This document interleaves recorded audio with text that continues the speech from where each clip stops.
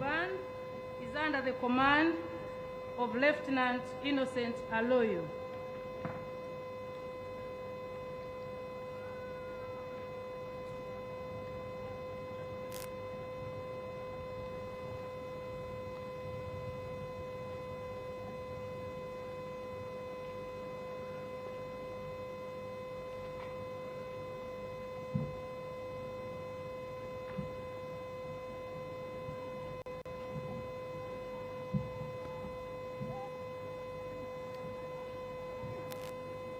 Your Excellencies, our distinguished guests, after the inspection of the band, the Chief Guest will proceed to inspect the exhibition. The women have been empowered for business and they have a lot in the stores. So she will proceed, after inspecting the band, to the stores.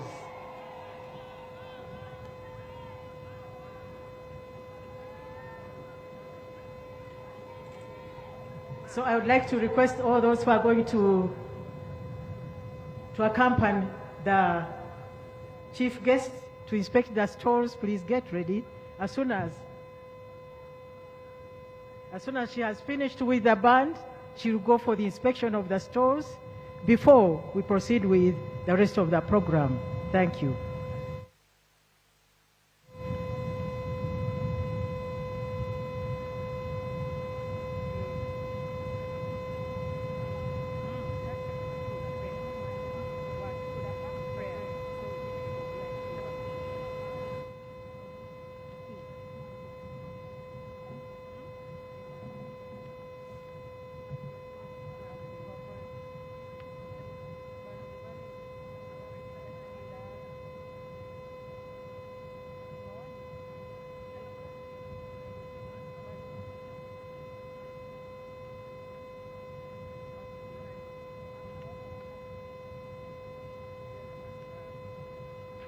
Ladies and gentlemen, I want to take this opportunity to recognize some of the guests that are around to celebrate with us this International Women's Day.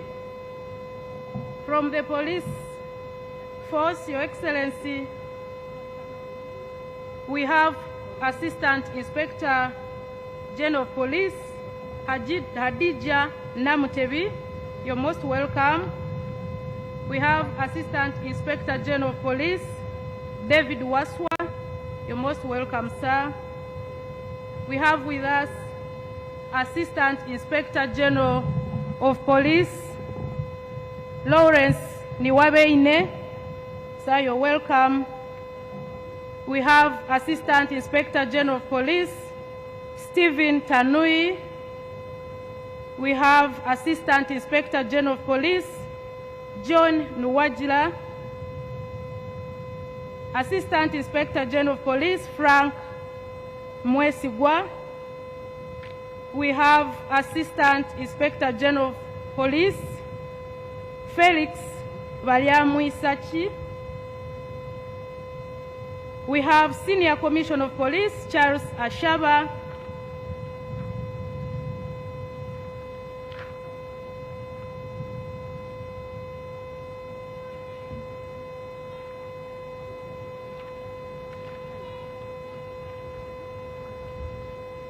And from the Uganda Prison Service, we wish to recognize Assistant Commissioner General of Prisons, George Muge. We also recognize Assistant Commissioner General of Prisons, Milton Tio. You're welcome, sir. Senior Commissioner.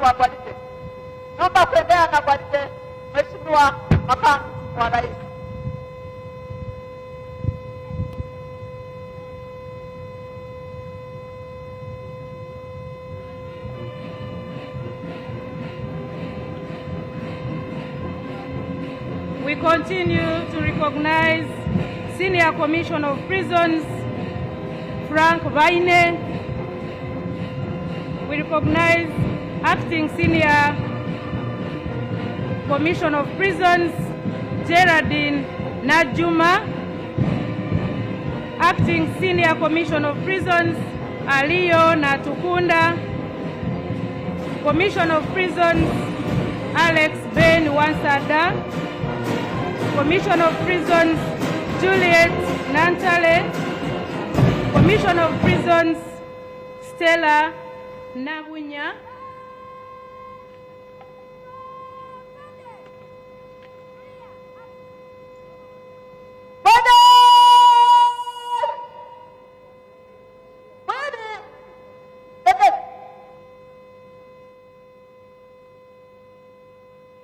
Ladies and gentlemen, we also have Commissioner of Prisons, Brenda Sana. You're welcome. Assistant Commissioner of Prisons, Juliet Betty Semogerere. Assistant Commissioner of Prisons, Christine P.C. Babilye. Assistant Commissioner of Prisons, Francis Xavier Elubu. Beg your pardon. We have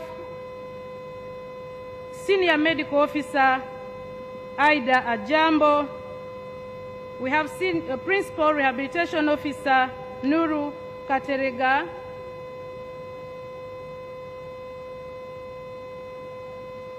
We have Superintendent of Prisons Victoria Nahemia and Principal Rehabilitation and Reintegration Officer Martha Akilapa.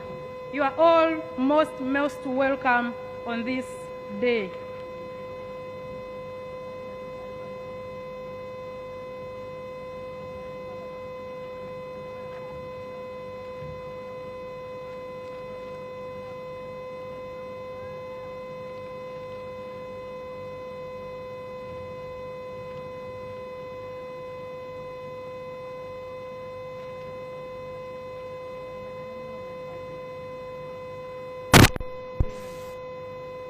Ladies and gentlemen, on this day we continue as women of Uganda to recognize guests that have come to celebrate with us.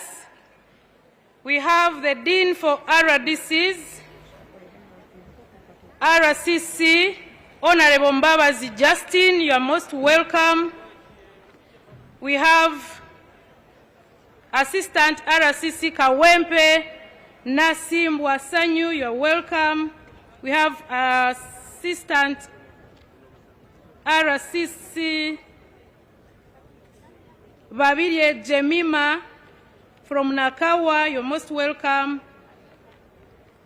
We have Assistant RDC Kalishema James from Kasangati, you're most welcome. We have Assistant RDC Vicky Katongole from Makinde Sabagabo, you are most welcome and thank you for blessing this occasion.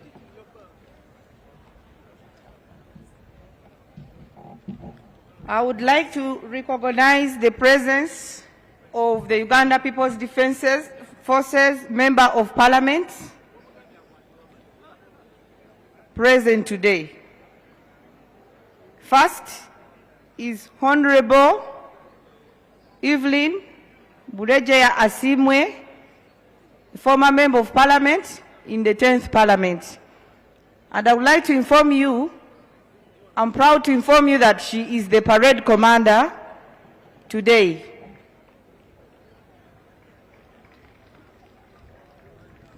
Honorable Colonel Sarah Patience Mpawa of the 11th Parliament is also present with us today. I remind you that all these are ladies from UPDF. Honorable Dr. Nekesa of the 11th Parliament is here with us today. And Honorable Colonel Dr.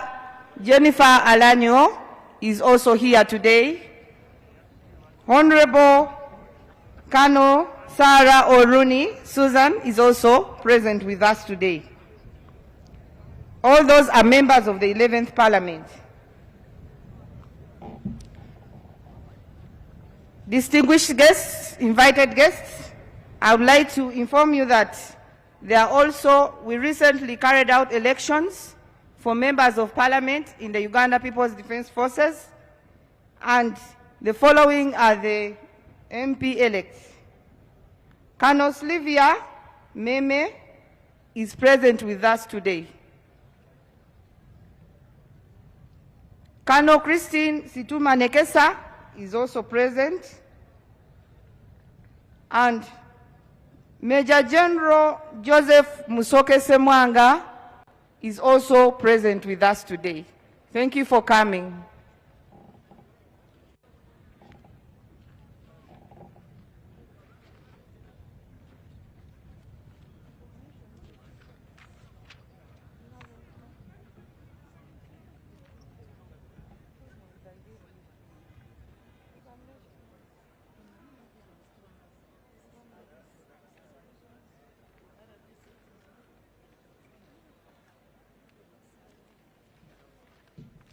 I would like also to recognize the presence of the Director, Women Affairs, Uganda People's Defense Forces, Brigadier General Charity Bainababo.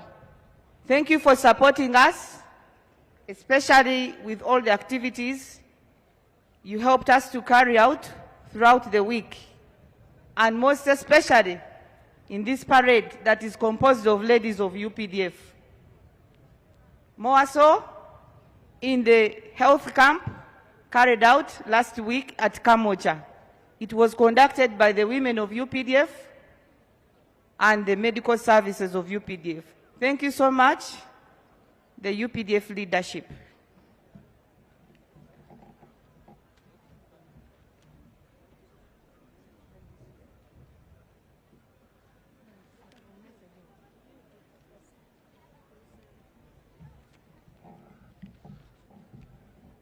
Her Excellency and all the distinguished guests, ladies and gentlemen, as we celebrate this day, Women's Day, all the women of UPDF, we express our gratitude and honor to our Commander-in-Chief, His Excellency, the President of the Republic of Uganda, and all the UPDF leadership, and all our predecessors who struggled to liberate this country. We also appreciate the progress for professional growth within the Uganda People's Defense Forces. We appreciate all the opportunities provided for us as female combatants, such as the equal opportunities provided for us. We therefore thank the Uganda People's Defense Forces leadership under the Chief of Defense Forces, General Muhoozi Kainerugaba, for the able leadership and for creating a favorable, a conducive environment for us, the women of UPDF, to thrive. We now belong to a group of courageous women in the world.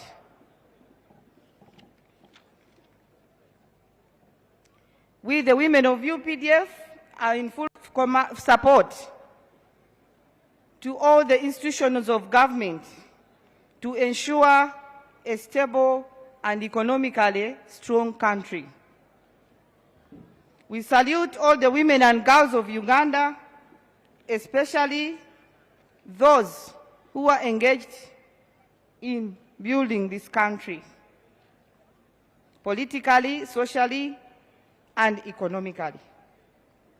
We salute our senior lady generals, General Proscovia Nareiso, General Flavia Biekwaso, and General Charity Bainababo for their contribution towards a better Uganda People's Defense Forces.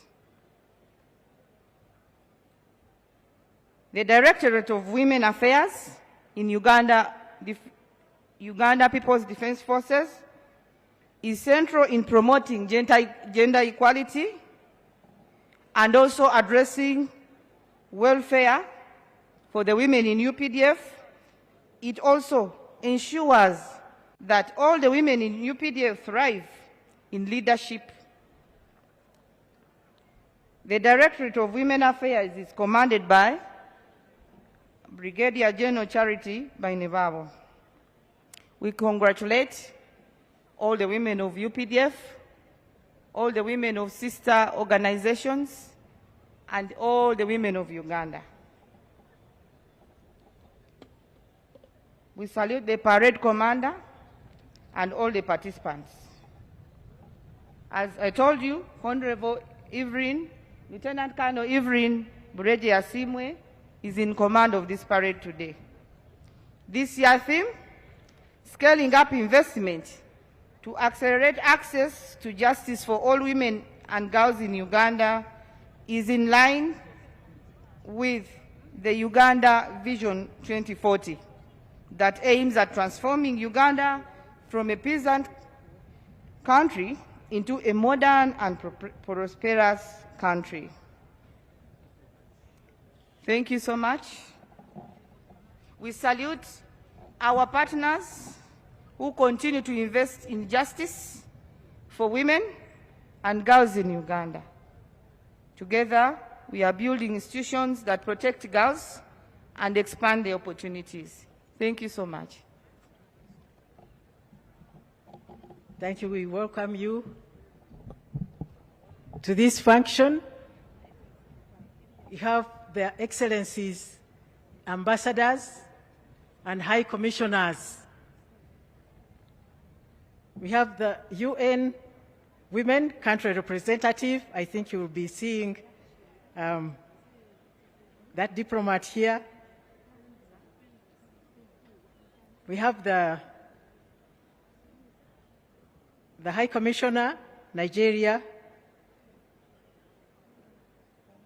We have the coordinator, UNESCO. We have the diplomatic head of mission from the Ethiopian embassy. We have the diplomatic head of mission from the Qatar embassy. Have the head of mission, the Somali embassy.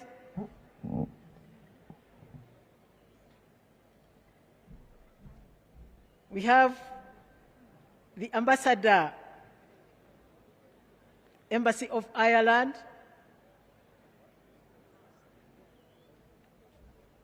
We have the consular.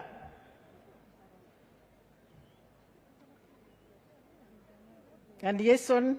Okay. We have the diplomatic head embassy of Sudan.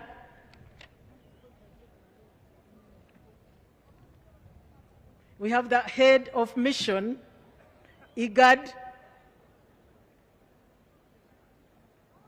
We have the head of programs, UN Women. We have the ambassador, French embassy.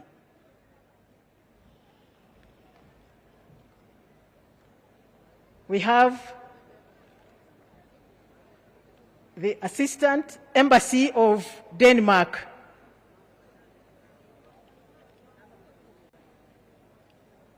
We have the program officer, UN Women. We have the head of mission, Embassy of Iceland. And we have the ambassador of Venezuela. We have the ambassador of Algeria. And we also have the ambassador of Belgium. We have the first secretary, Embassy of Sweden.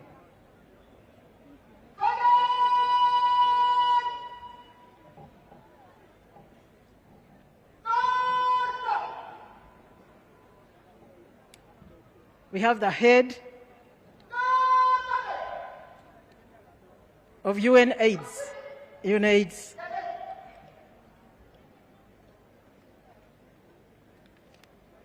Your Excellencies, you are most welcome to this function.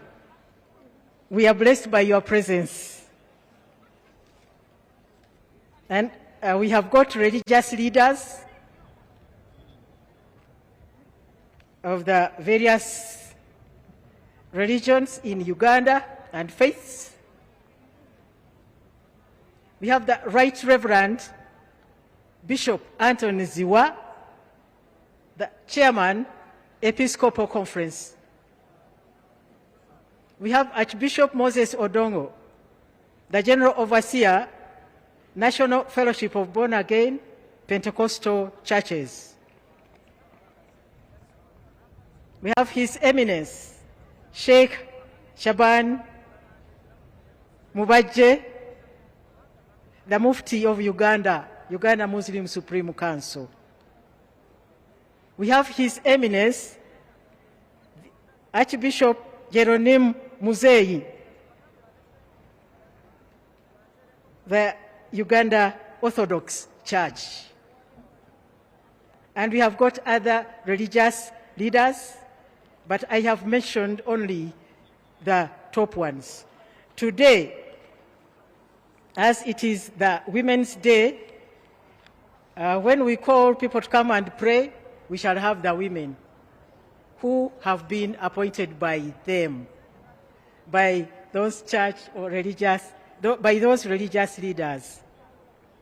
We have got women leaders from all over the country and the universities and the schools. You are most welcome.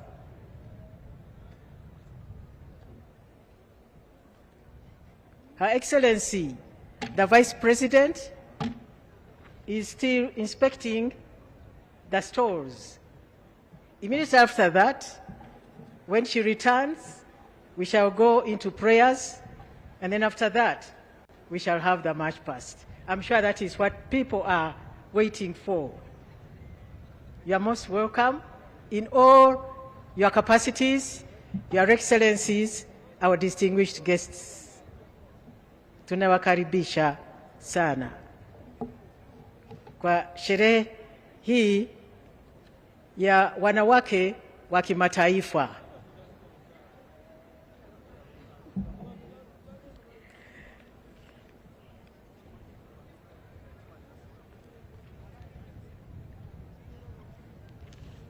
We welcome all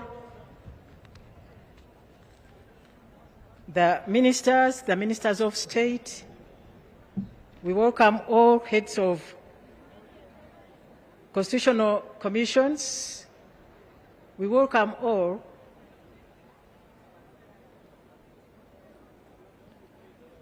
the permanent secretaries. We welcome all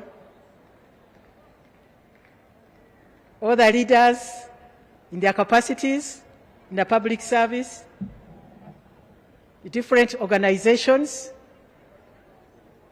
This is our day. It's the International Women's Day, as we are celebrating here. Considering the time zones, some women have already celebrated and others are still waiting because of our time zones. And when we come together as women, there is a way we touch base. There is a way we acknowledge that we are there in our various capacities. Here, we have got women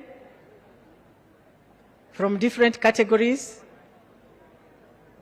the Central Executive Committee of NRM, the Women League, at various levels, the women councils at various levels. I can see in this state here, there are members of the Women Council from the districts. Abakyala ba NRM, you are most welcome. I mean our Women Council. Yeah, you are most welcome. I can see the women of Mothers Union of Uganda. I can see the women of Catholic Women's Guild. You all these religious groups and even the Muslim women, I have seen them. Now, the ones you have heard clapping are the executive members of the National Women's Council. There. These ones are members of the District Women's Council. You are most welcome to this function today.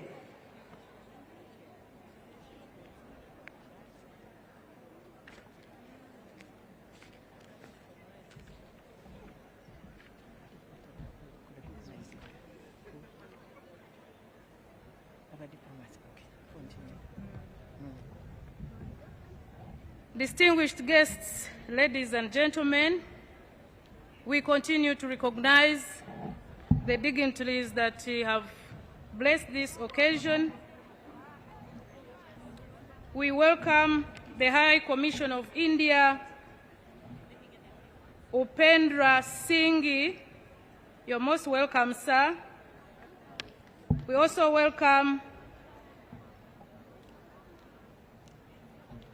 Misha Ngwema Camelo, the ambassador of Equatorial Guinea. You're most welcome, sir. We welcome Dr. Tamu Mustafa, Honorable Consul of Syria. You're most welcome. We recognize Mr. Leonard Zulu from the United Nations. He's a resident coordinator. We also welcome the Deputy IGG, Ms. Anne Muhirwe. You're most welcome. We have women leaders, and I wish to recognize Honorable Adrien Kobsinje. This is the chairperson of the Women's League. These are SEC members, very big ladies. You're most welcome. I wish to welcome Honorable Chatuhire Jacqueline, the Deputy National Treasurer of NRM. You are most welcome. Your Excellencies, our distinguished guests, can we stand up and welcome back our chief guest who has now completed the inspection of the parade and the stores. Manaka to welcoming our chief guest, Eyalama Noi, Your Excellency, the Vice President. Welcome back from inspecting the exhibitions. I'm very sure you have seen so many good things that the women are working on. Women are making money, and we have been recognized under the NRM government, specifically His Excellency Yoweri Kaguta Museveni, who said that women should get special recognition. Your Excellency, you are welcome back. Maybe you can take your seat, and then we continue with prayers. We can all take our seats. We can remain in our humble positions, but we go on with prayers. Right now, Your Excellency, I would like to request you to allow me to invite the religious leaders to come and lead prayers. The Christian, on the part of the Christian faith, we have Madame Roselyn Bingi Kawiso, who is the President of Mothers Union of Uganda.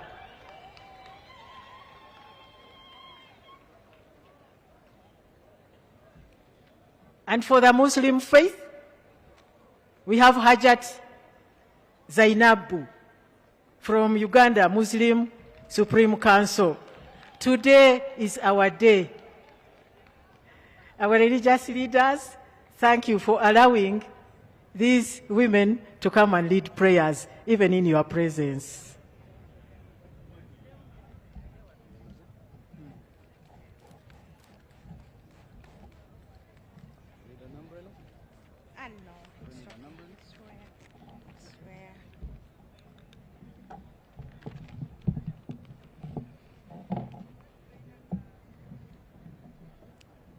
Her Excellency, the Vice President of the Republic of Uganda, I respectfully observe the established protocol. My name is Nalongo Binji Rosalyn Kawiso, by the grace of God, the President of Mothers Union, Namirembe Diocese, and Central Region, which comprises the 7 dioceses in Central Region. It's my honor to lead us in prayers as we gather to commemorate International Women's Day, together with the Interreligious Council, Women of Faith. Her Excellency, allow me to introduce the women of faith we are with today here from Sembero, from various denominations. Lydian Mugerwa from SDA, Proskovia Matovu from Orthodox Church,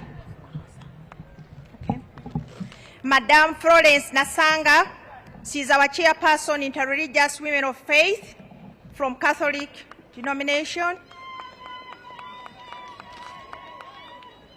Madame Sophie Kanyangi from National Chairperson, Muslim Supreme Council. Madame Odong from National Fellowship of Born Again. And then we have our head, our coordinator, Dr. Sengendo, coordinator and specialist in gender and women of faith affairs. Thank you very much. This is my quote. Give her a credit for all she does. She deserves respect of everyone. Proverbs 31:31. Let us humble ourselves in prayer, ladies and gentlemen. Almighty God, we thank you for the gift of life, for bringing us together today as we celebrate International Women's Day. We thank you for the women of Uganda and around the world for their strength, love, resilience, and the vital role they play in our families and communities and in our nation, Uganda. Lord, as we lift up our country, Uganda, before you, we thank you for the peace we've enjoyed and pray that you continue to strengthen unity among our people. Bless our President, His Excellency General Yoweri Museveni Kaguta Tuhaburwa, our Vice President, our Prime Minister, and our Mama Janet. Bless all the leaders gathered here today with wisdom, integrity, compassion, and as they serve the nation. We also pray for women and children who face violence, discrimination, injustice. Bring healing where there is pain, comfort where there is sorrow, protect where there is danger. Help our communities promote respect, dignity, and safety for all. Heavenly Father, as we mark this important day, help us not to celebrate women, but also to commit ourselves supporting, uplifting them. Give our hearts that value dignity, voices that speak for justice, the hands that work for peace and development. May this gathering together inspire renewed commitment from our leaders, institutions, and communities to promote the welfare of women, children, and our husbands in Uganda. Let today be a reminder that when women thrive, families thrive. When families thrive, communities thrive. When communities thrive, the entire nation prosper. We dedicate this celebration into your hands. Guide every word that will be spoken here, every decision that will be made here, every commitment that will come from this gathering. May all that happens here bring honor to your name and contribute peace, unity, development in our beloved nation, Uganda. We thank you, Lord, for hearing our prayer. We have prayed all this through Jesus Christ our Lord. Amen. I remain Bingi Rosalyn Kawiso, the President of Namirembe Diocese and Central Region from Interreligious Women of Faith. Thank you.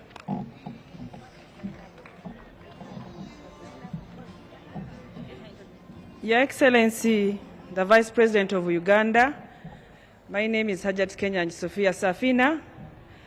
Allow me to congratulate the women of Uganda, all in their capacities.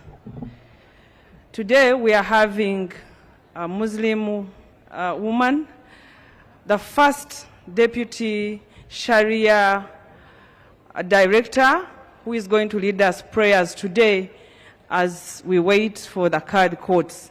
She's called Hajat Zainabu Nakabugo. Today she's leading our prayers, and I would like you to welcome her this achievement of Women's Day. Allow me, your Vice President, to thank the President on the pledge of the Muslim women, which we have rolled out successfully, and it is doing well in the whole of Uganda.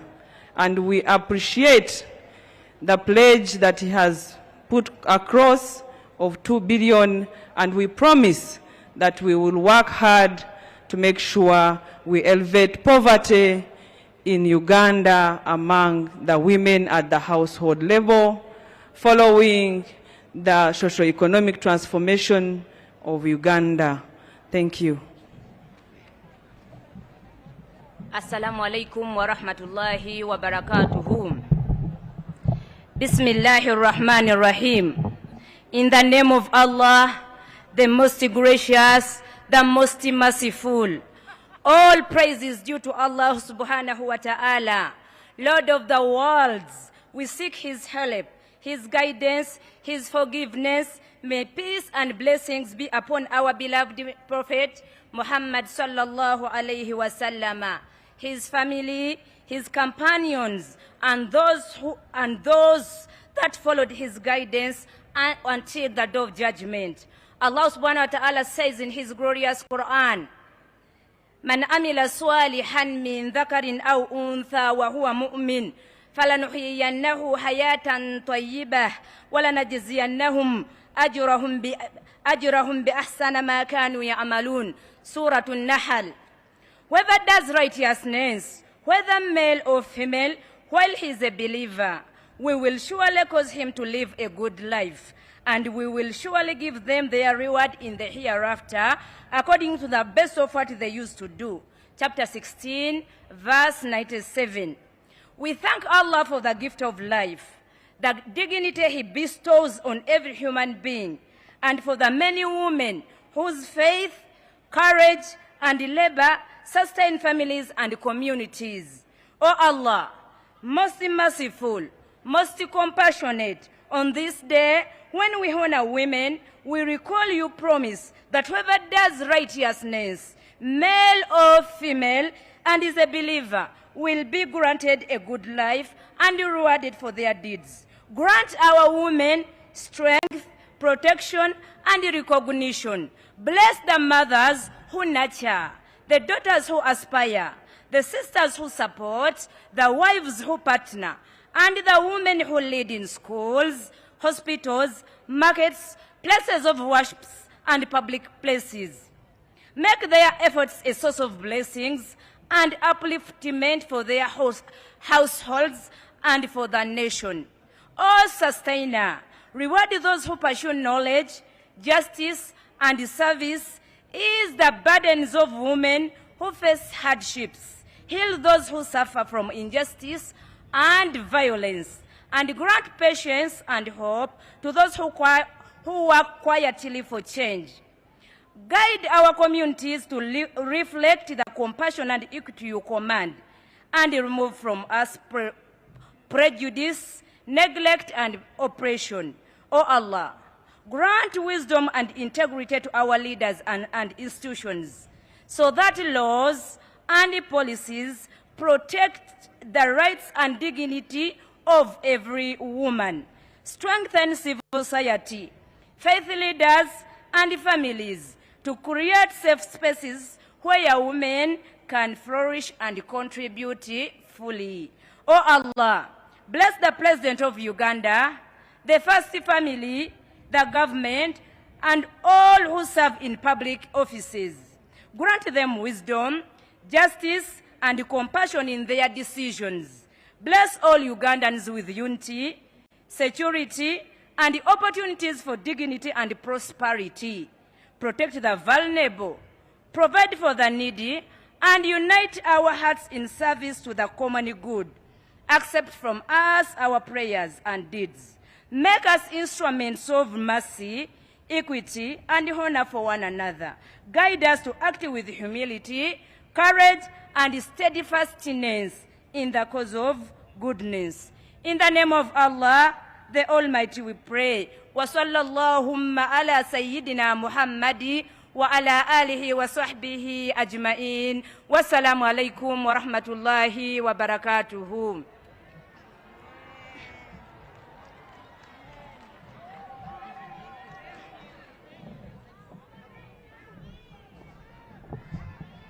Your Excellency, the Vice President, Your Excellencies, our distinguished guests, that is women empowerment.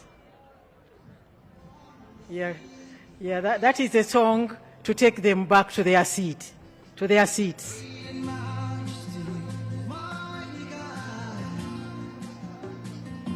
Everything routine about you is great. You are great, yes, you are. Walked upon the sea, wasted it. You reign in majesty, mighty God. Everything routine about you is great. You are great. You are great. You are great. You are great. Oh yeah. Say you are great. You are great. Say you are great. Everything around you is great. Thank you, DJ.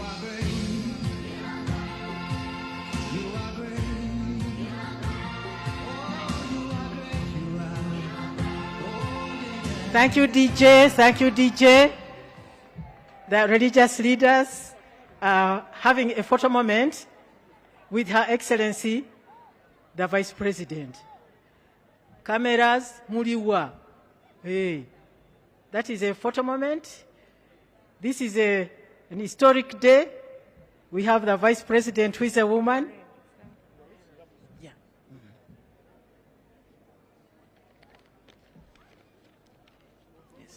Your Excellency, allow me to introduce one of the diplomats who has not yet been introduced. That is Her Excellency Joyce Kakuramatsi Kikafunda, the High Commissioner of India. Now we proceed with the march past. March past.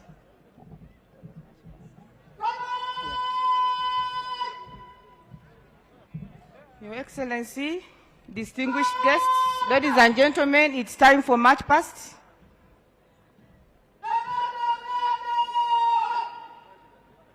The parade commander is Honorable Lieutenant Colonel Evelyn Burejeya Asimwe.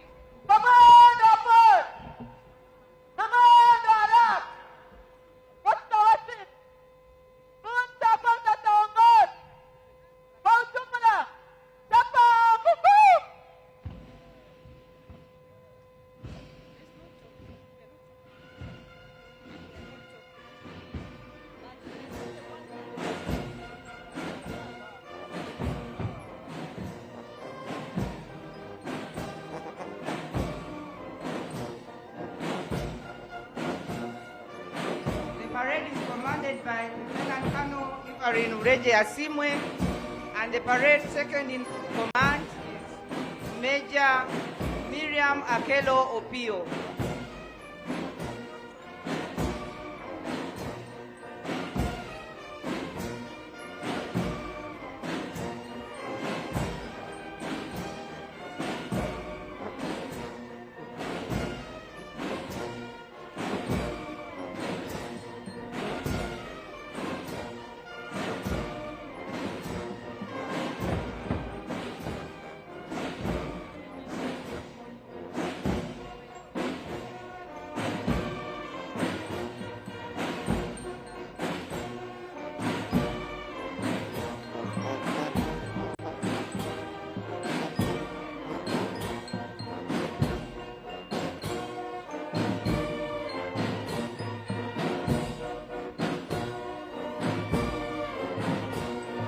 Our distinguished guests, please reminded that while the color parties approach, you'll be requested to stand up.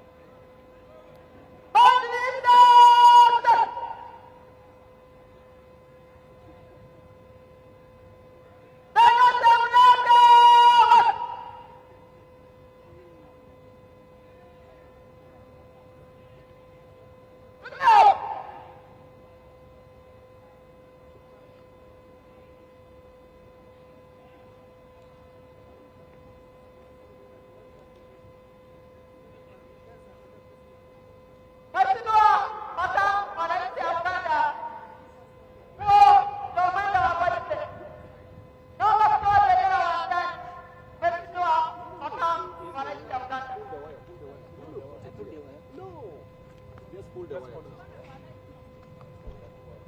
they are going past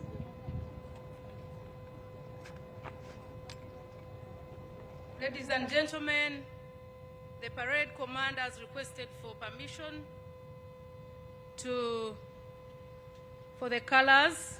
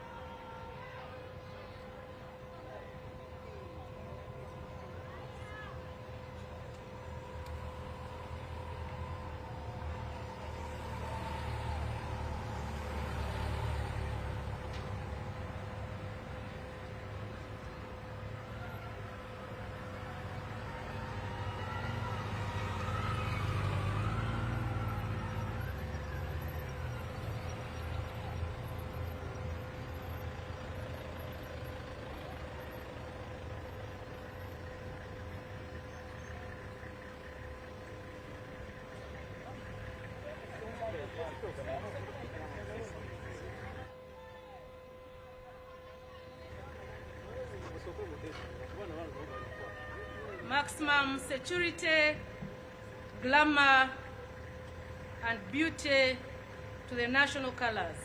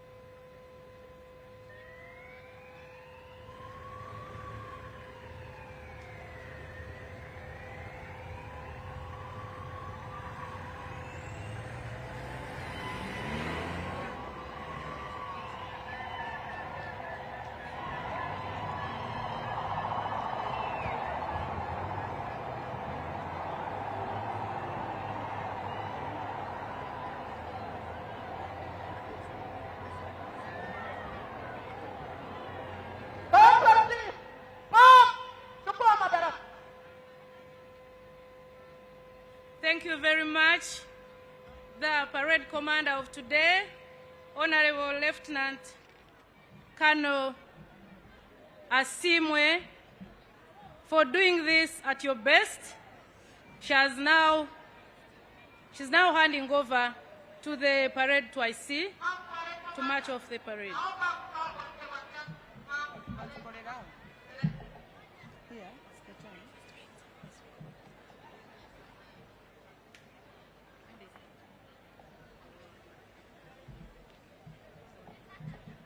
Thank you so much, Ma'am. Honorable Lieutenant Colonel Evelyn Bureje Asimwe, for a wonderful demonstration. She has now handed over to the parade second in command, Major Miriam Makelo Pio.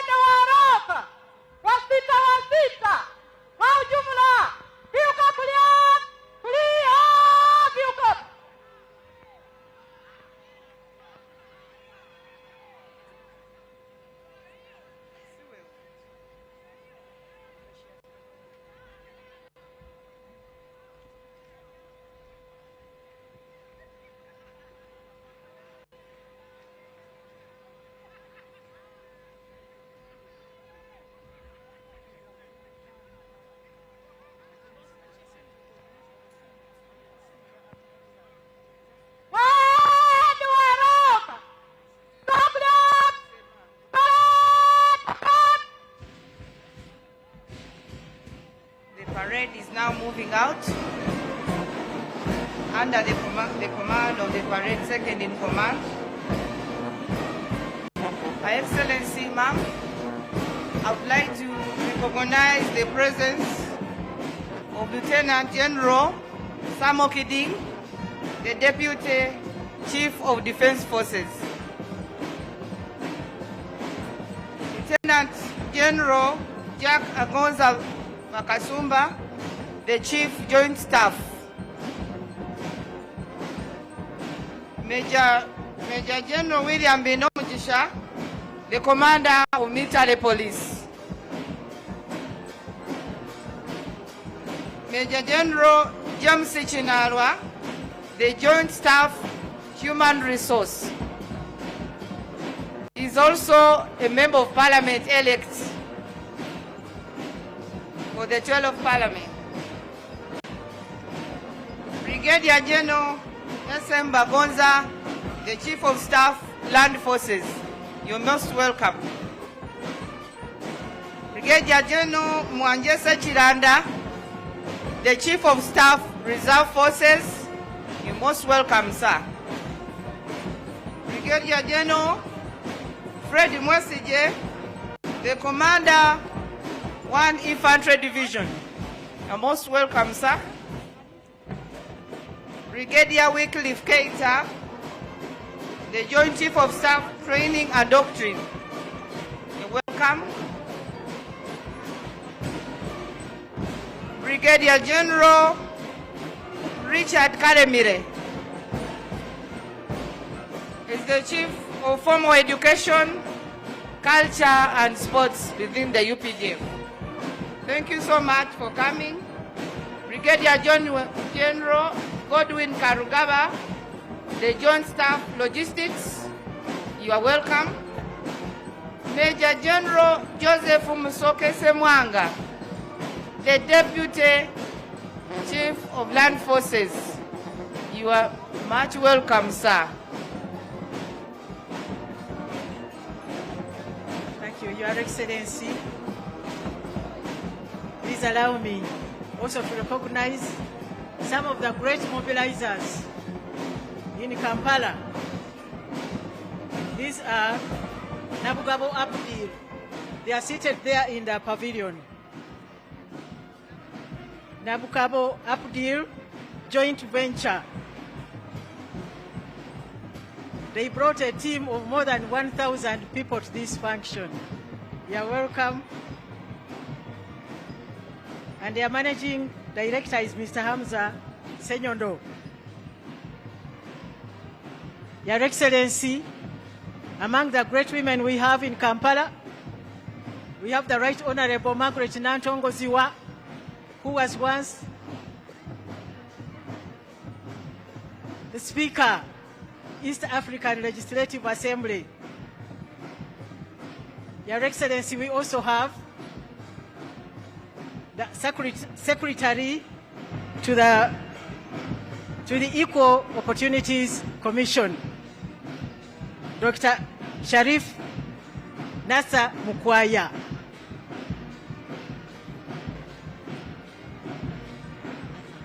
Your Excellency, the women who are here have come from all the districts of Uganda. Therefore, Afande, you are most welcome to this function, and we are proud to have you here. We've been talking about you as one of the empowered women of Uganda that we have. We have, in a special way, we are recognizing the women from the oil city, Hoima. They came with a total of 62 people mobilized by the Minister of State Public Service, Honorable Mary Grace Mugasa. Your Excellency, we thank you. The theme for this function in Kiswahili now, Your Excellency, is kuimarisha uwekezaji ili kutoa fursa kwa kuzingatiwa haki kwa wanawake na wasichana wote nchini Uganda. That is, scaling up investment to accelerate access to justice for all women and girls in Uganda. Your Excellency, we are showing you that in Uganda we are learning Kiswahili very fast. Your Excellency, we would now like to hand over to the Director of Ceremonies. We have been Assistant Directors of Ceremonies. My name is Alice Abwoli Muwanguzi, Special Presidential Assistant in the Office of the President.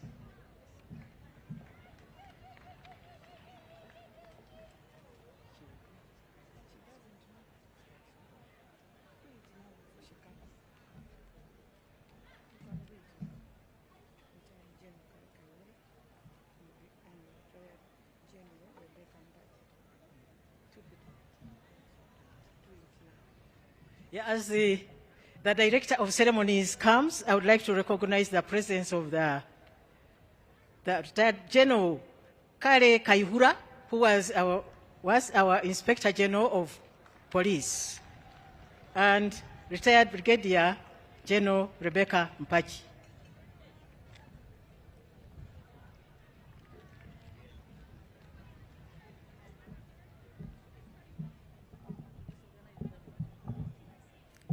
Your Excellency, the Vice President of the Republic of Uganda, retired Major Jessica Alupo,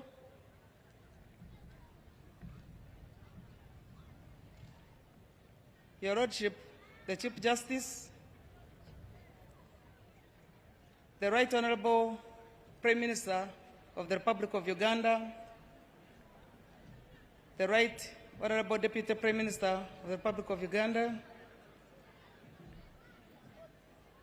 the Secretary General of the National Resistance Movement, the leader of the opposition party in Parliament, Honorable Ministers, Members of Parliament, Your Royal Highnesses, traditional and cultural leaders, religious leaders, Your Excellencies, the ambassadors and high commissioners, religious leaders, distinguished guests, ladies and gentlemen. I'm greatly honored to be the Director of Ceremonies as Uganda joins the rest of the world to celebrate the International Women's Day 2026. I'm sincerely privileged to have stood on this pulpit for the last 10 years as a Director of Ceremonies. I appreciate the appointing authority for giving me this very great opportunity to perform this responsibility. Today, as we celebrate and recognize the contribution of women to national development, regional integration, and the achievement of the global sustainable goals. Our focus today is scaling up investment to accelerate access to justice for all women and girls in Uganda. Indeed, as we scale up justice, we have to recognize where we've come from. Uganda was privileged to be one of the first countries in Africa to provide opportunity for women to take a center stage in the leadership of the country, to determine and shape policies that favor women in the economic development of our country. The struggle for women emancipation and gender equality started way back in the 1946. In 1998, the Convention on Elimination of All Forms of Discrimination was able to constitute in New York. We are lucky and privileged today to have one of those who represented us in one of these struggles in Mexico. There was a special presidential assistant who I would wish to recognize today because we are lucky she's still available and present. Special Presidential Assistants of Police, Nakabira Jane Nance, represented us in Mexico in 1975. She is around. I wish to request her to step forward over there so that we can give her a big hand of applause. Thank you very much. Ladies and gentlemen, our demand for equal rights and access to justice is not just a modern fashion.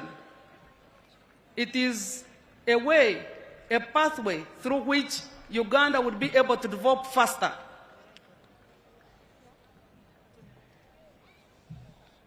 We have been able to see how women have progressed from the time the NRM government allowed them to participate in all areas of socio-economic development. As the Vice President was moving around the stores, we have been able to progress from no earning any income or earning a coin at all, set by our traditional systems, to now being able to grow and be able to put up industries of our own. There are many factories and industries that were exhibited, and these are not all. These are only the ones who could make it today here in Kampala. But over the whole area in Uganda, women have taken a center stage in income development. However, a few challenges still stand that in our quest and struggle for emancipation and gender equality, gender-based violence has remained high. 52% of all the women have ever faced physical violence. The few that have not had physical violence, at least economic violence, has been one of the daily bread they earn. Today, we would wish to mobilize not only women but also men to acknowledge and accept the space for women, to support them in developing this country and maintaining peace together. The peace of a woman is not necessarily the presence of guns. It is the peace at home. It is the space she has, the way she's treated, and the security she has at home and in the environment around her. The respect she has is what we call as peace and security for a woman. Excellency, the Vice President, we wish to request you to convey our congratulatory message to His Excellency the President upon his landslide victory in the recent concluded general elections. All Ugandans are firmly behind him to lead us to the path of socio-economic transformation and graduating our motherland into a middle-income country. Your Excellency, we wish also to thank you for all the support you have always given us during these celebrations. We know he has always been here in person, Now that he has sent a delegate, there must be also a very strong reason that he's not here. And I'm sure the delegate, who is the Vice President, will give us the right information. But we are confident whatever he's doing is for the interest of women wherever they are located. We want to thank the Kampala capital city for hosting this International Women's Day. We know the roster, the duty roster today this time was not yours. We should have been in northern Uganda. But because of circumstances that we could not avoid, it was important to have this celebration here in Kampala. And at short notice, you were able to host us. We want to thank you so much. And on this note, allow me to thank the Minister, Honorable Mr. Kabanda, the Minister for Kampala, Capital City, and Metropolitan, for taking lead in cleaning Kampala. Thank you very much for cleaning it up.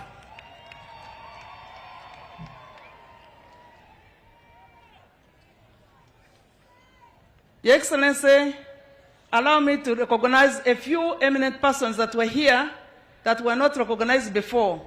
But I want to appreciate the Masters of Ceremonies, who had done a tremendous job in recognizing all the other dignitaries that I will not be able to recognize here. And I'm happy that our Assistant Masters of Ceremonies had done a perfect job.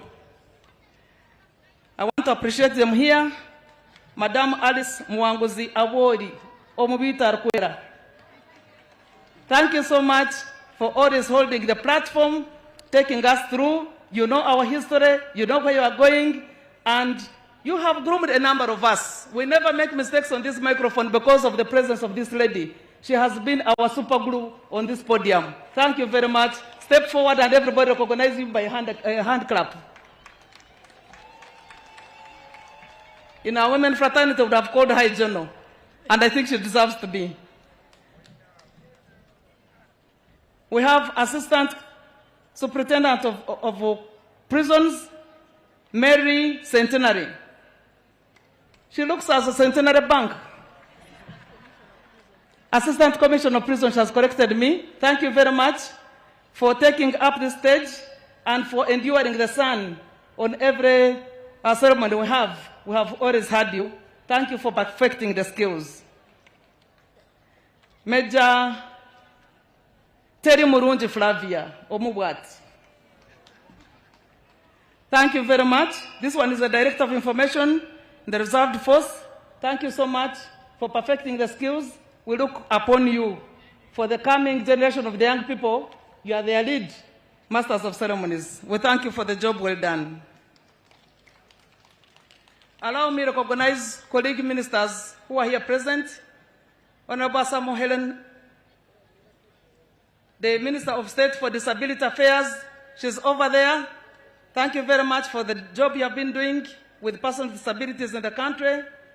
The Right Honorable the Second Deputy Prime Minister, Mama Lukia Nakadama, who was my predecessor. I am proud of her, that all the information she left in office is what I utilized to shine on the platform. Thank you so much for laying a very good foundation. Madam Alice Kaboyo was my former boss at the State House. She's now Minister of State in the Prime Minister's office, responsible for Ruero Triangle. Thank you for mobilizing our fighters. Abarwanyi bafe bonaba mumanyi akoze omulimo gw'amaanyi nnyo. Thank you so much and congratulations upon reaching this milestone.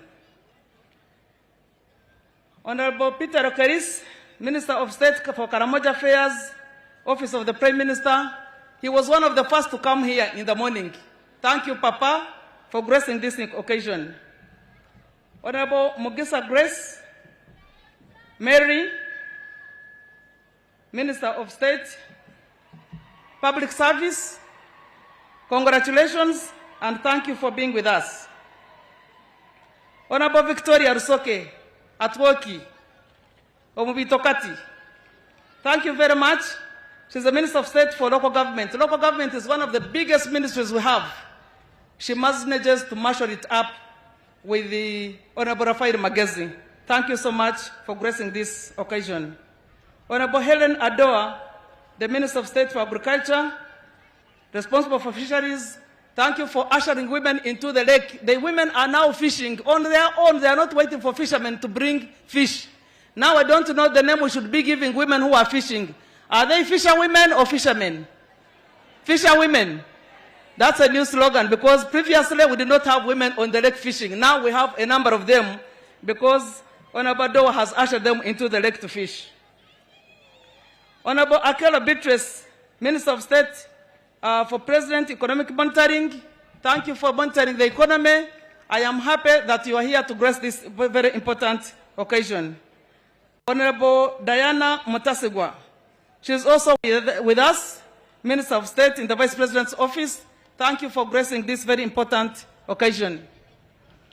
I don't want to make a mistake of forgetting a very important person, the former Prime Minister, Honorable Amama Mbabazi. Please stand up for recognition with your wife behind there. You are one of the few that has been able to walk here today with your wife. A big hand of applause for the two partners to walk together this long journey.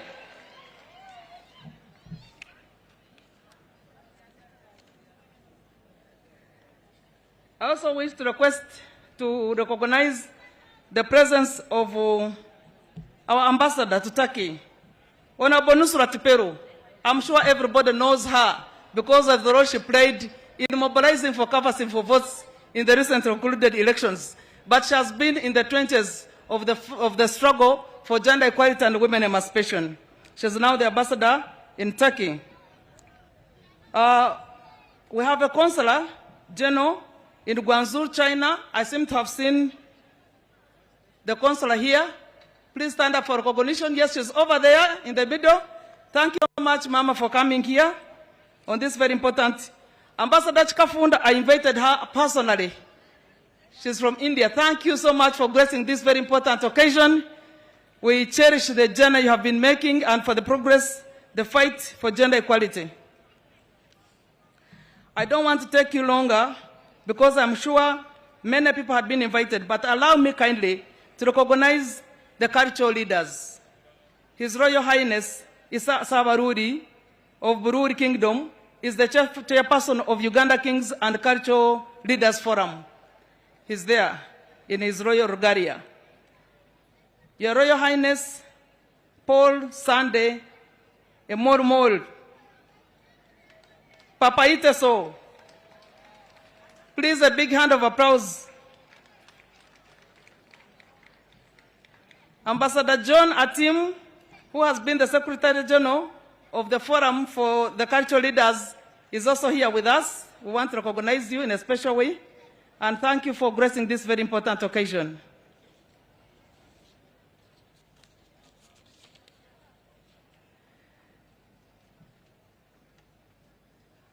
Your Excellency, we are indeed honored to have many people coming in today.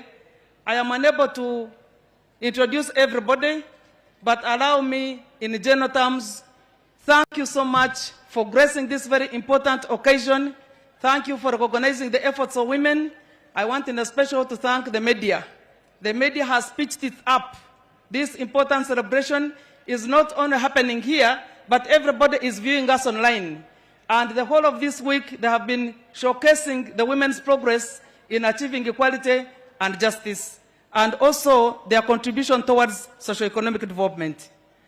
Allow me on this very important occasion to request the minister, before I request the minister, we have the chairperson of the Women Council. Our chairperson of the Women Council, who has been with us for the last 7 years, Madam Farida.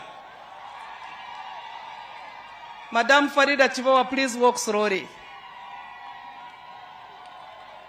Walk slowly and get here.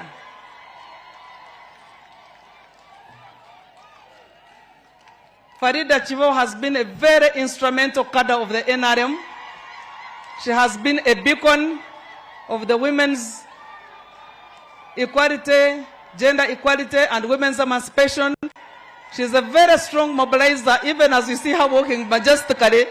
She wants to feel the applause for all the women, wherever they are located, because she has played a very instrumental role in leading the Women Council in the last 7 years.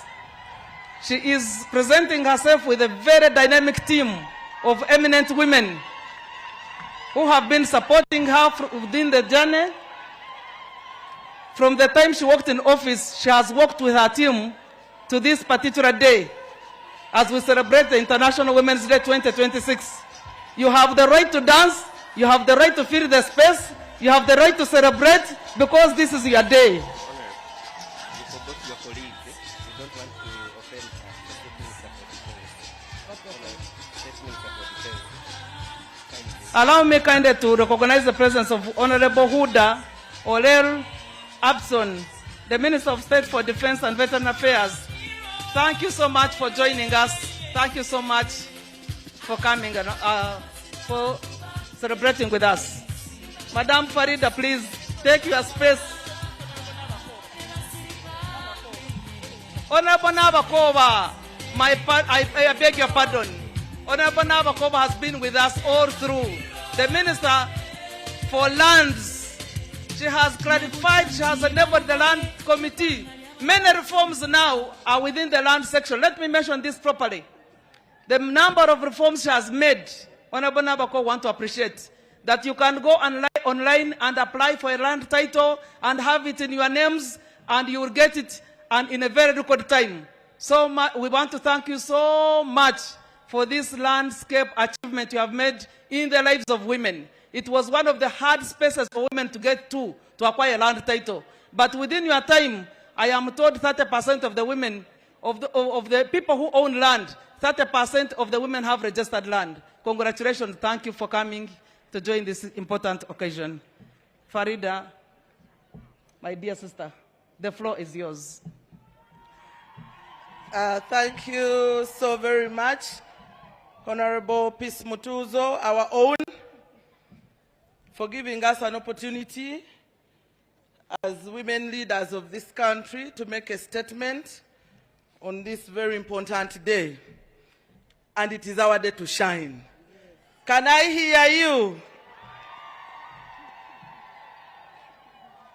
Thank you. Your Excellency, the Vice President of the Republic of Uganda, Major Retired Jessica Lupo Toto, His Lordship, the Chief Justice, the Principal Judge, the Right Honorable Prime Minister, Majegere Wafe, Mama Nabanja, and the Deputy Prime Minister, Hajat Rukia Nakadama, the Right Honorable Secretary General, and representatives from the NRM Secretariat, and all the SEC members present, Your Highness, the cultural leaders, Honorable Cabinet Ministers and Ministers of State, Your Excellencies, the Ambassador and High Commissioners, Honorable Members of Parliament, the incoming and outgoing, religious leaders, Head of Civil Service, RDCs and chairpersons of LC5, the Women Council leaders and the Women League from all the districts of Uganda, ladies and gentlemen, tusanso kubalaba, mwebale kujja. Your Excellency, it is my honor and privilege to welcome you here today on this year's International Day, Women's Day celebrations here at Kololo Ceremonial Ground. This year's theme is scaling up investment to accelerate access to justice for all women and girls in this country, Uganda. On my own behalf and on behalf of all the women of Uganda, I want to take this opportunity to congratulate our dear president, who is not here with us, for his well-deserved victory in the recent concluded presidential election. His re-election as president of this country, Uganda, with 71% is a big statement, not only to the people of Uganda, but to also the people of East Africa, Africa, and the world. Ugandans demonstrated political maturity and committed to peace. We must always remember that wherever there is conflict and instability, women and children suffer most. By protecting peace and stability, we protect our development and our future.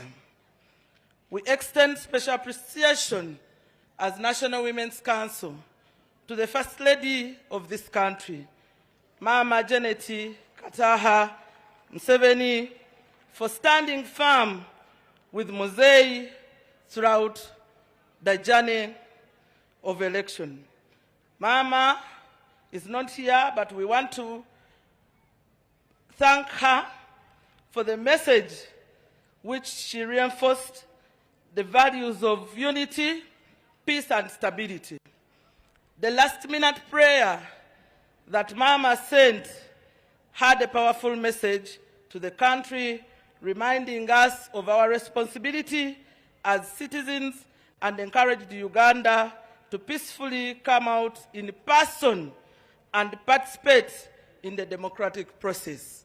Thank you, Mama. We also want to commend a sister, Natasha, for engaging the young people and the bloggers throughout various social media platforms, including the TikTokers, because it is the way to go. Thank you. That engagement spoke clearly to the young people of Uganda that family unity, patriotism, and responsibility are essential in all protecting our nation and securing our future. Our dear chief guest, I want to appreciate everyone who supported the president, especially the women across the country, who have always supported Muzei spiritually, financially, morally, and throughout intensive mobilization. It demonstrates clearly that women are not spectators in the nation building, but active partners in shaping the destiny of our nation. I want to congratulate all those that participated in the just concluded election, including myself. I want to congratulate the members of parliament who made it back, and some were unopposed, like the Speaker of Parliament and many others. And those that contested, we congratulate you. We also want to congratulate those who didn't make it. Congratulations. That is the beginning of the journey. In a very special way, I want to congratulate the National Women's Council. National Women's Council has proved to be a nursery bed that grooms future leaders. With me here on my executive, I have already members of parliament from the National Women's Council. Can I ask the members of parliament to step forward? Honorable Linda, she will introduce herself. Please come and introduce yourself. Thank you so much, Your Excellency. My chair, I observed all the protocol. My name is Awuma Linda Agnes. I'm the woman member of Parliament for the people of Lira District. And I would like to also thank my people for giving me a second term. Thank you so much. I'm also the vice chairperson for the National Women Council. Women, oye! Oye! Uganda women, oye! Oye! Arise, shine, and feed the nation. Thank you. Mastula. Thank you. Your Excellency, the Vice President of the Republic of Uganda, all protocol observed. My name is Mastula Namatovu, Member of Parliament-elect, Kamuli Municipality, under National Publicity for the Women's Council of Uganda. A women oye! Oye! A women oye! Oye! Mzee oye! Oye! Thank you so much. I want also to congratulate in a very special way the women who made it to the Central Executive Committee, headed by the chair of the Women's League, Honorable Adrian Kobsinje. You can stand up for recognition. And the executive members of the Women's League.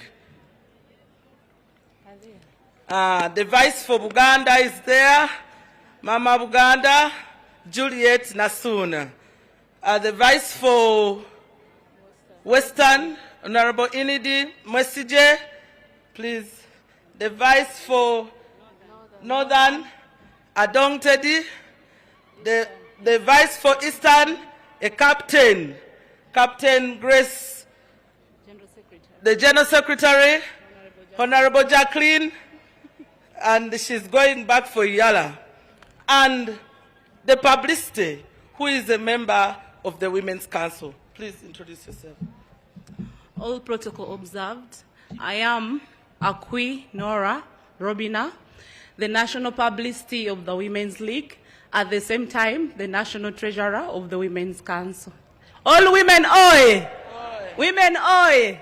A winning, oi! Women League, oi! Women Council, oi! Thank you so much.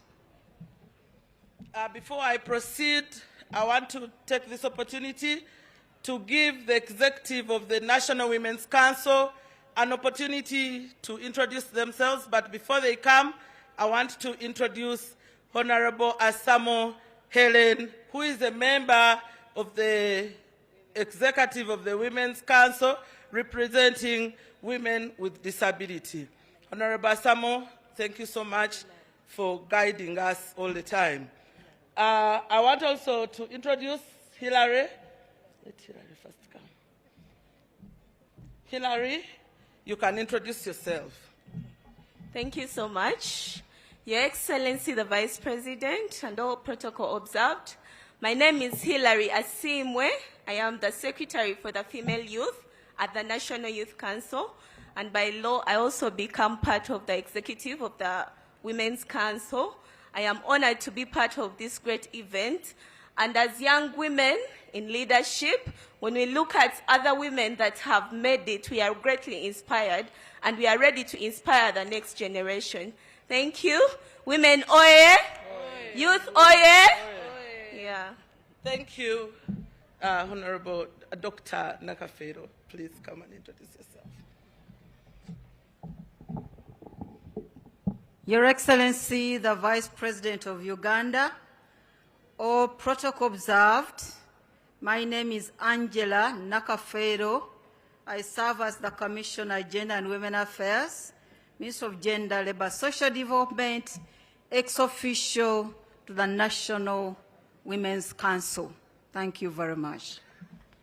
Doctor represents the Minister of Gender, Labour and Social Development on the Executive Committee of the National Women's Council. The National Women's Council is under Ministry of Gender, Labour and Social Development, and we are housed in the Secretariat of the Special Interest Group. Please, the Secretary, come and join us. The only man. Your Excellency, the Vice President, and all the protocol that has been already observed. My name is Osborne Turyasingura, the Madam, representing the Secretariat at the Council. In other words, I am the Secretary to the National Women's Council. I thank you so much. Women, oye? Oye. Can I hear you? Women, oye? Oye. Thank you so much. Our manager, please come and introduce yourself. Your Excellency, the Vice President of the Republic of Uganda, I'll stand on the protocol already set. My name is Emily Akulu. I'm the Program Manager of the National Women's Council. When the Chair spoke about the National Women's Council building the capacity of women and being a bakery of leaders, she mentioned politicians, but I also want to say that I started as a chairperson of the of Leptong district. I was a Women Council chairperson of Leptong district, and my capacity has been built technically, and now I'm together with the women of Uganda, irrespective. Thank you so much. Women, oye! Oye. Women of Uganda, oye! Oye. Thank you. Thank you, Emily, our manager for the Women's Council. Your Excellency, as we gather here to celebrate our day, it's also very important to remember with deep respect the prominent women leaders that we have lost in the past year. In a very special way, we pay tribute to the late Honorable Namirembe Bitamazire, a distinguished woman leader, a minister, a member of parliament whose lifelong dedication to education and empowerment of women and girls remain a lasting legacy for our country. We thank the government of Uganda for according her an official burial. And we thank you for representing government of Uganda. We also remember all the other women who served in parliament, local government, public service, civil society, and community structures. Their service strengthened families, institutions, and our nation. And all those that have lost their dear ones, may their souls rest in eternal peace. The National Women's Council was established by an Act of Parliament in 1993, and it continues to serve as the voice of women from the village to the national level. I'm pleased to inform you that the National Women's Council, together with other special interest groups, is now housed under the National Secretariat for Special Interest Groups, a semi-autonomous institution operating under Ministry of Gender. This structure has strengthened coordination, visibility, and service delivery for women, youth, people with disability, and PWDs. We have a secretariat that is headed by Mr. Osborne as the ES and managers of other departments. This year's theme is focusing on justice and women's access to justice, strongly resonates with the spirit of protection, the gains Uganda has made in governance, human rights, and inclusive development.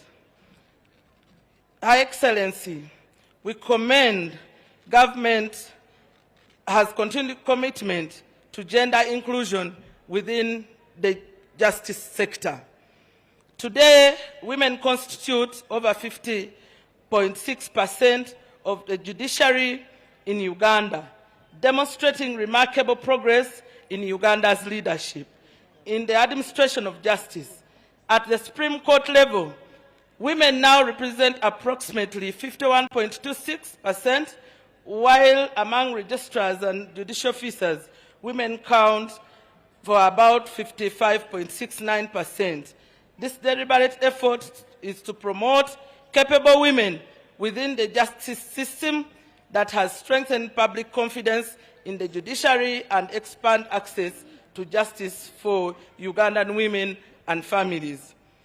Under the NRM government, where we all subscribe, women of Uganda have made remarkable progress, and we proudly take stock of the steady progress and gains.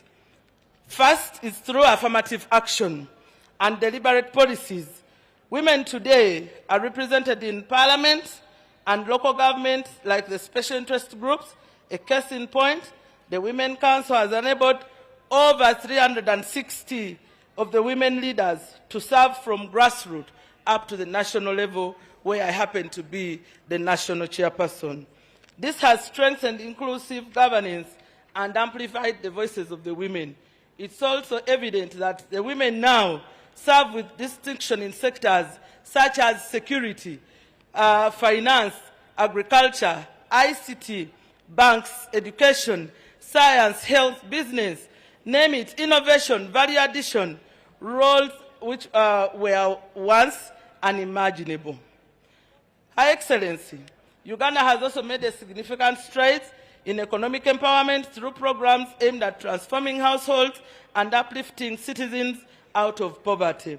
Government initiatives such as our very own WEP, the Uganda Women Entrepreneurship Program, which is targeting us, the women, strictly the women, has really benefited quite a number of women, and we have registered success stories. The PDM, the MIOGA, has expanded women's access to financial resources, enterprise development, and markets. These interventions have contributed significantly, improved household incomes, poverty reduction, and livelihood. Our chief guest, we thank the President for his continued emphasis on wealth creation at household level, including the well-known 4-acre model, continues to guide communities on how land can be utilized productively to generate sustainable income. The National Women's Council continues to operationalize this household model by ensuring that all leaders mobilize specific households, disseminate information, and link families to government programs. Additionally, sustained peace and security have provided a stable environment for women and engage in productive activities. Infrastructure development, including roads, hospitals, electricity, and communication networks, has further facilitated women economic participation and market access. The National Women's Council has prioritized promotion of human rights and justice through training women as paralegal training programs that have been rolled out across many districts. Women leaders have been equipped with knowledge and skills to identify and respond to the challenges affecting women in families. At the village level, women leaders, especially the Lw'Abakyala, that Lw'Abakyala has been identified, and we have equipped them with knowledge and skills to identify and respond to challenges affecting women and families. At the village level, women council leaders have increasingly become the first point of contact for women facing injustice, violence, and social challenges. This grassroots system is strengthening access to justice and reinforcing the protection and human rights in our communities. Our dear chief guest, I'm pleased to inform you that on Friday, 6th March, over 400 women gathered together under the Women's Convention at Miss Steele Hotel from across political parties, creative art, women in business, academia, women in markets, the women leaders, women from ministries, departments, and agencies, under the theme, reflecting on the past, strengthening the present, and shaping the future of Uganda, of the women's agenda in Uganda, and came up with some resolutions. 1, the Women Convention shall be institutionalized as an annual event to be covered every year in order to review progress and strengthen women participation and advance the women's agenda. That's 2, that the 12th Parliament should prioritize the review of all pending bills and to enact legislation that is gender responsive, promotes equality, and safeguards the rights and interests of women. That 3, to strengthen mentorship for young women with the objective of preparing the next generation of women to actively participate in governance and public life. Your Excellency, the Convention resolved to expand and strengthen affirmative action measures in order to create more opportunities for both young and senior women in leadership and decision-making structures, noting that women have not yet achieved even the 50% representation, and that the current 34% representation is largely attributed to appointments rather than elected positions.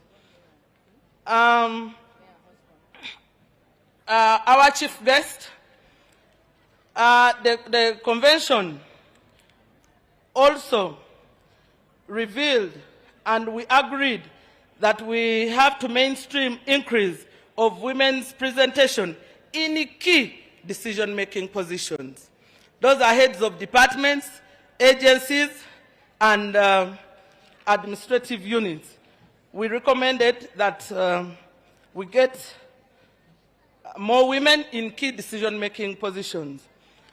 Like you're aware, the National Women's Council, by law, is mandated to convene an annual council meeting.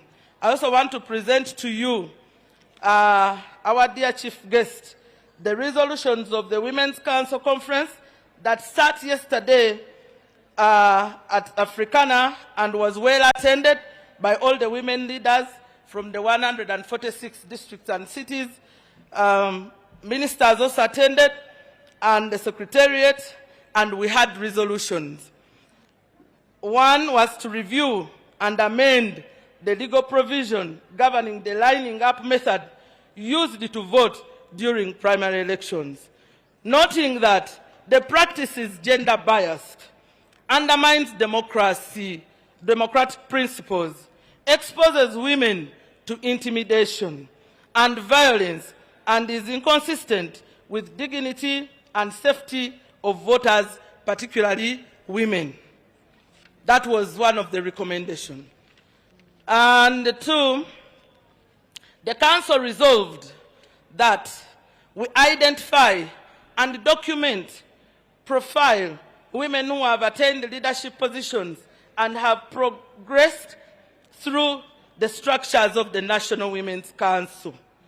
A case in point, the Right Honorable Prime Minister started as a chairperson of the Women's Council in her village until she made it to the district, a minister, commissioner, RDC, name it, up to the office of the Prime Minister.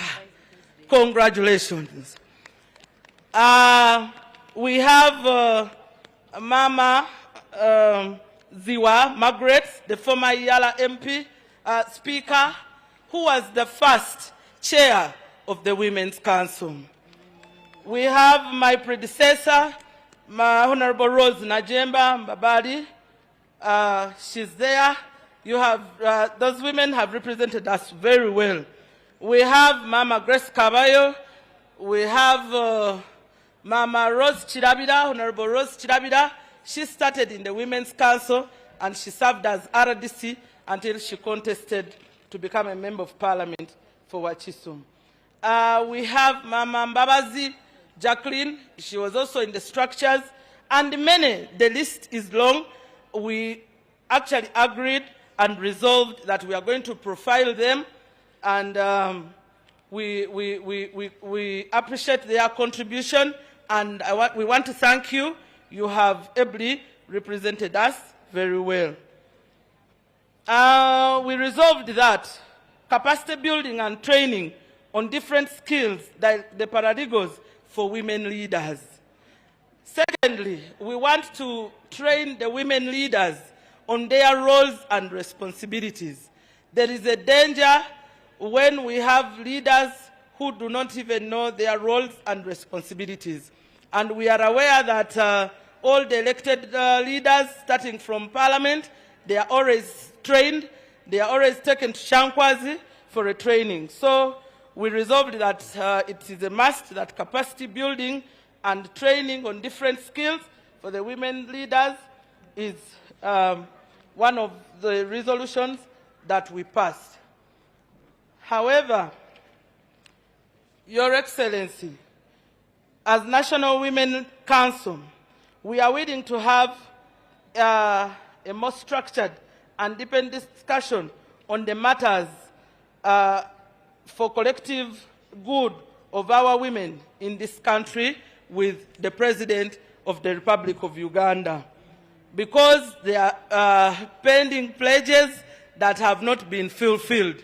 These ones, we talked about them and we discussed, so we kindly request that he gives us an appointment to discuss on some of these things.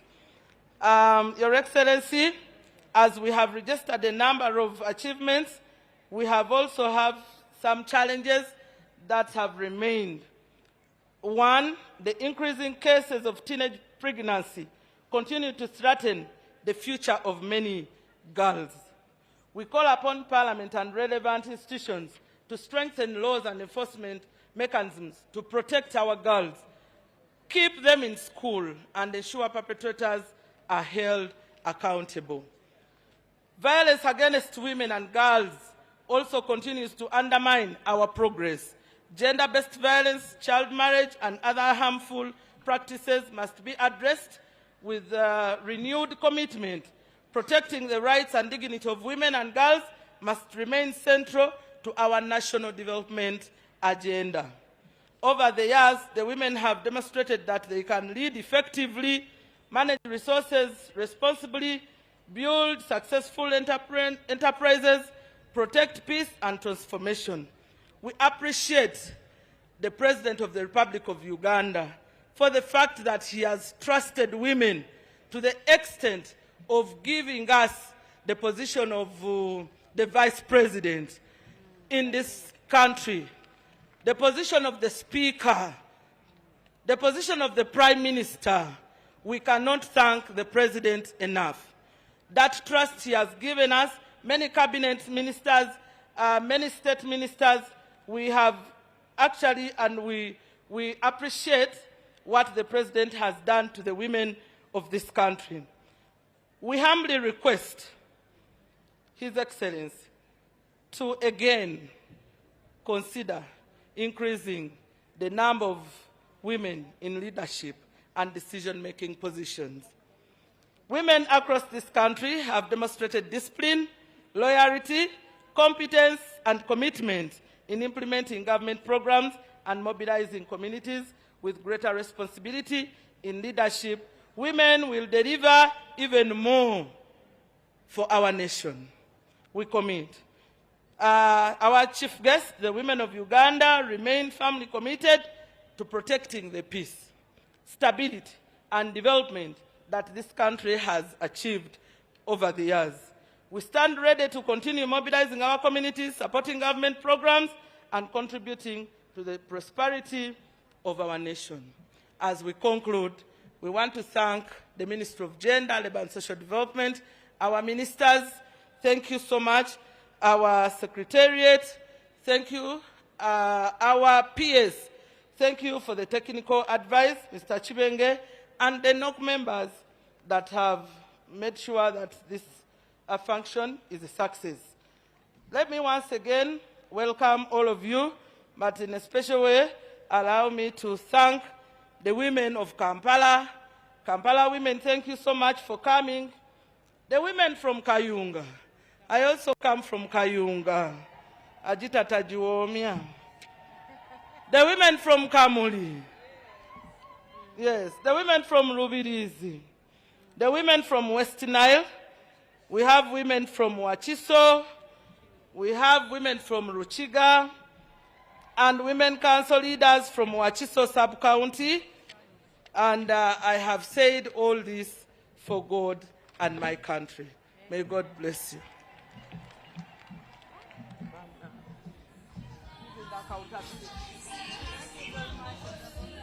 As you dance, you are free to dance and enjoy the rest of the day.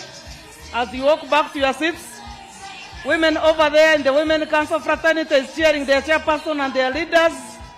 Thank you so much for the role played. She had the right to make a very long speech because she had gathered so much information. I wish to take this opportunity to recognize the presence of the head of public service, Mrs. Lucy Nachobe Mbonye, head of public service. We want to thank you so much and appreciate your usual attendance of these celebrations. The chairperson of the Constitutional Commission, Winnie Kabogoza Musoke. Thank you so much for attending this important occasion of women. Reverend Dr. Professor Rubogo, Education Service Commission, and all the other members of the Education Service Commission, thank you so much for coming to grace this occasion. Ms. Jane Mwesugwa Chasimire, Deputy Head of Public Service, thank you so much for also coming here. The heads of departments from all the other ministries and government agencies, thank you for coming. I forgot to recognize my brother and colleague, Honorable Magodo James Kuya, Minister of State, East African Community. Thank you for coming to grace this occasion. They are new firebrand members of Parliament elect. Wherever you are, please stand up for recognition. The newly elected members of Parliament, even if you are coming back for the third, fourth time for as long as you have just been newly elected, congratulations. Oh, I can see that the former chairperson of the Women League. Yes, she's here with us. She's putting on proper yellow from A to Z. She's over there. Congratulations, my sister, for making it to Parliament. But I want also to thank in a special way the members of Parliament, the sitting members of Parliament, the women sitting members of Parliament. Where are you located? Tamwegenda. I'm told next month, 24th, midnight, we shall be concluded that term of office. I wish to recognize you in a very special way. You have made a very formidable team in supporting legislations that lead towards gender equality and women empowerment. And all the men that you come along with, male members of Parliament, wherever you are located, please stand up for recognition. All the male members of Parliament who have come to join us today. Thank you so much for coming. There is one over there in the middle, and another one. Oh, those are male champions. Please thank them and clap for them, because they have recognized our day and they are here for us. I also want to recognize my sister, Madam Grace Cavallo, the Secretary General of the Pan-African Women Organization on the African Union. Thank you very much for taking Uganda abroad. At least on that scene, we have seen you there for us. Reverend Professor Dr. Florence Isabirye, Malanga, whenever you hear the word Malanga, then you know they talk. She's the Director General, Presidential Initiative on Banana Industrial Development. The talker lady is here. The powder talker is here. You don't have to carry a whole branch with all its feathers, with all its leaves. Please, as those who are going to New York, go over there and carry the talker in just a pack. 1 kilogram, 3 kilograms, and take to the people in New York. So she's here. Where is she? Madam, I saw you somewhere, and I want you to step forward. Dr. Maranga, wherever you are located, please, we appreciate the innovative role you have played in the development of the toke to the international market. It will be easier for us to carry abroad. I want to thank you so much for it.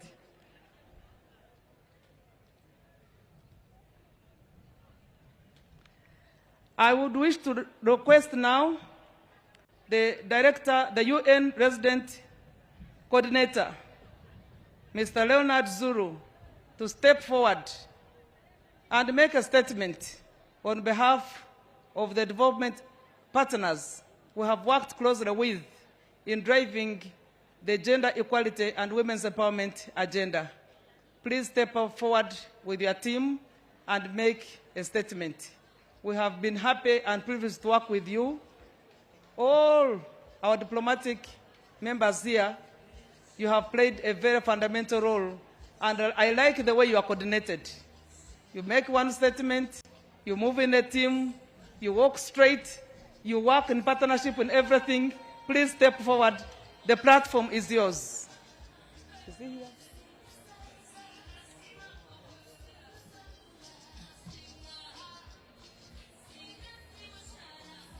We have developed a system in Uganda on walking on a tune. So whenever we are walking, we dance a bit.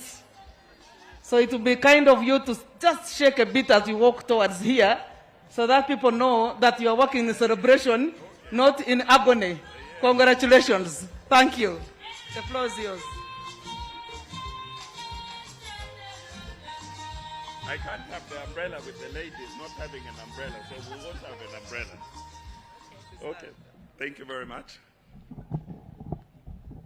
Your Excellency, the Vice President of the Republic of Uganda, the Chief Justice of the Republic of Uganda, the Minister for Gender, Labor and Social Development, honorable ministers present, Your Excellency, the Ambassador of France next to me, Your Excellencies, the ambassadors and high commissioners and members of the diplomatic corps, distinguished development partners, honorable members of parliament, representatives from civil society and the private sector, colleagues from the United Nations, and they are here with me. They will introduce themselves just now. Distinguished guests, ladies and gentlemen. Before we make our two-part statements, I will first of all ask my colleagues who are here to introduce themselves. The Ambassador of France will be last because she will make a short statement on behalf of the development partners, and then I'll proceed to speak on behalf of the United Nations country team in Uganda. The ladies in my team have elected me to speak today. I wanted to say no, maybe it should be only ladies speaking. They said no. You are the coordinator of the United Nations country team, so you will speak on our behalf. So let them come. Maybe we start with UN Women, UNFPA, UNDP, and then the Ambassador of France, please. Your Excellency, the Vice President of the Republic of Uganda, retired Major Jessica Alupo, Happy International Women's Day. My name is Paulina Chiwangu. I am the country representative of UN Women, the entity which leads gender equality and women empowerment within the UN. Thank you. My name is Christine Blockus. I am the representative of UNFPA. Happy International Women's Day.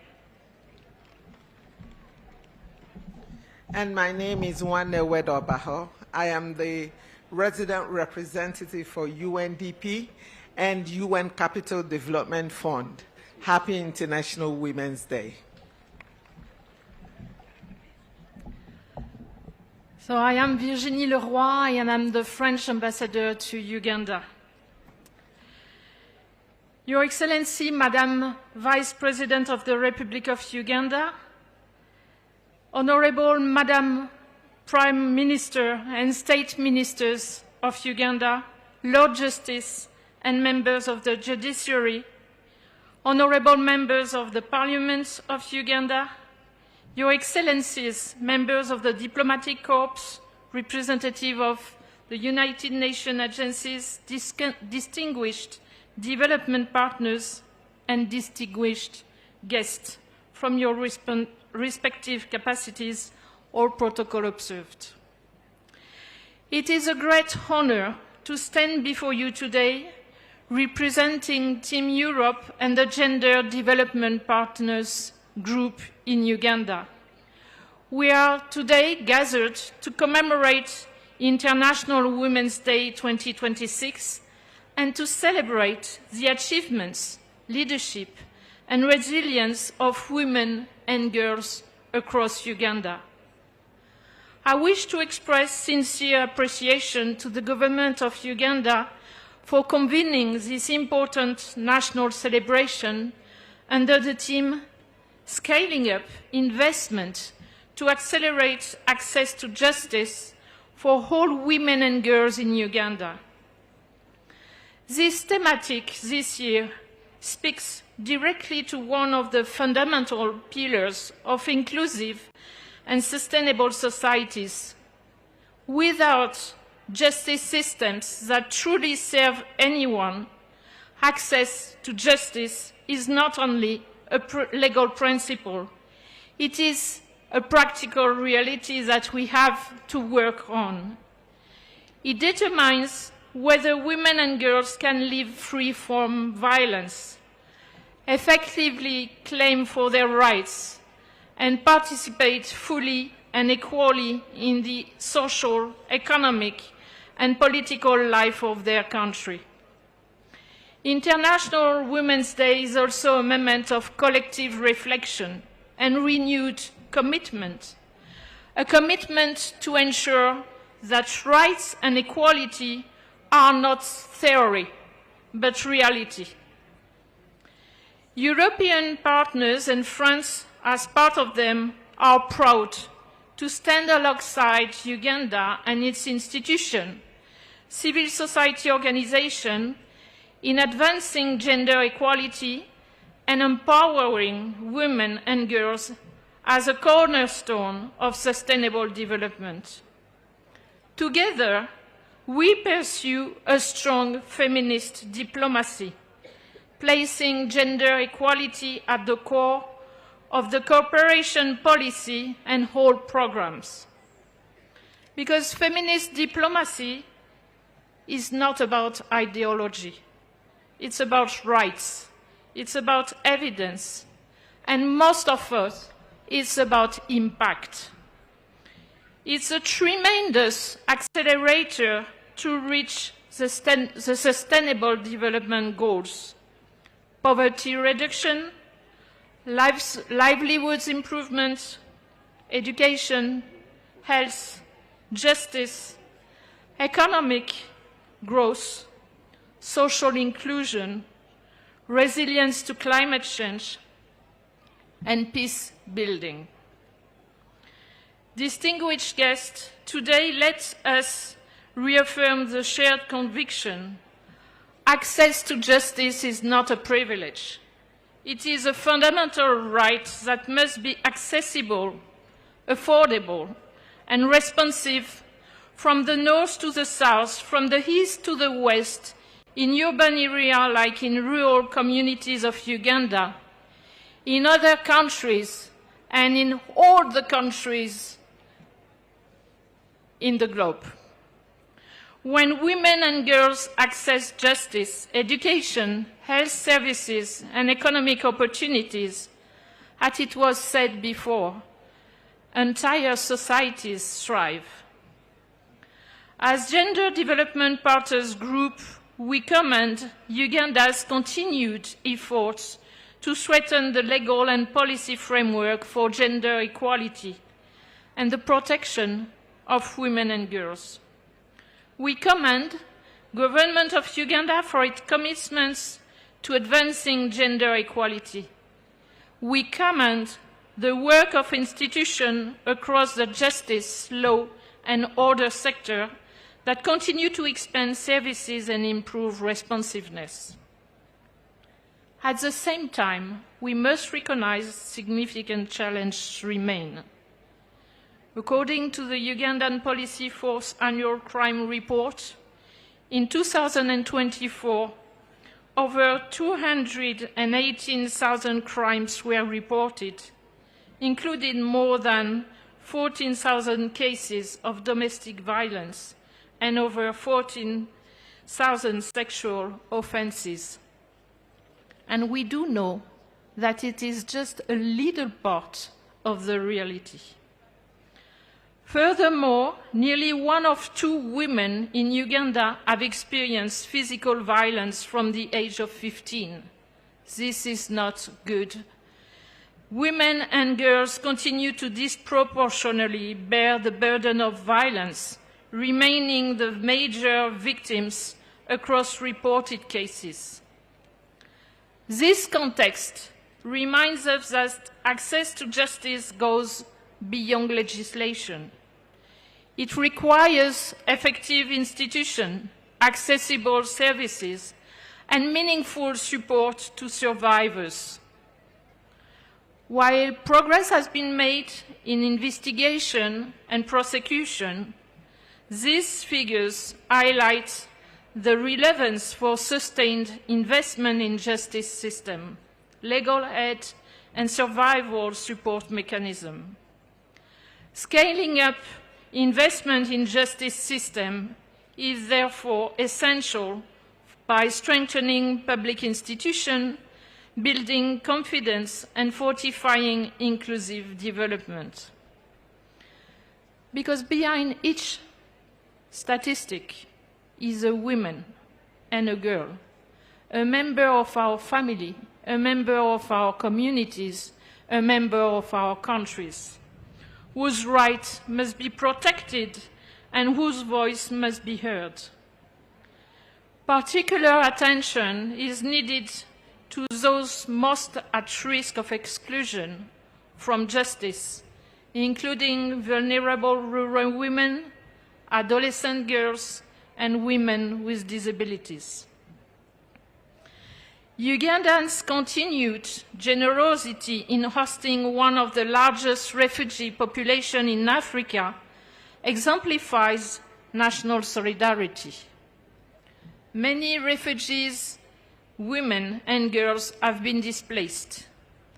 They are among the most vulnerable to gender-based violence. Ensuring refugees access to justice and protection services is therefore essential, part of the building of an inclusive system that leaves no one behind. The Gender Development Partners Group in Uganda, including Team Europe, UN Women, UNFPA, remains strongly committed in working hand-to-hand with public institutions. We hold support programs that strengthen prevention and response to gender-based violence and initiatives that promote women's economic empowerment, recognizing that economic independence is often essential for women to seek justice and exercise their rights. But transforming social norms is also essential to achieving gender equality.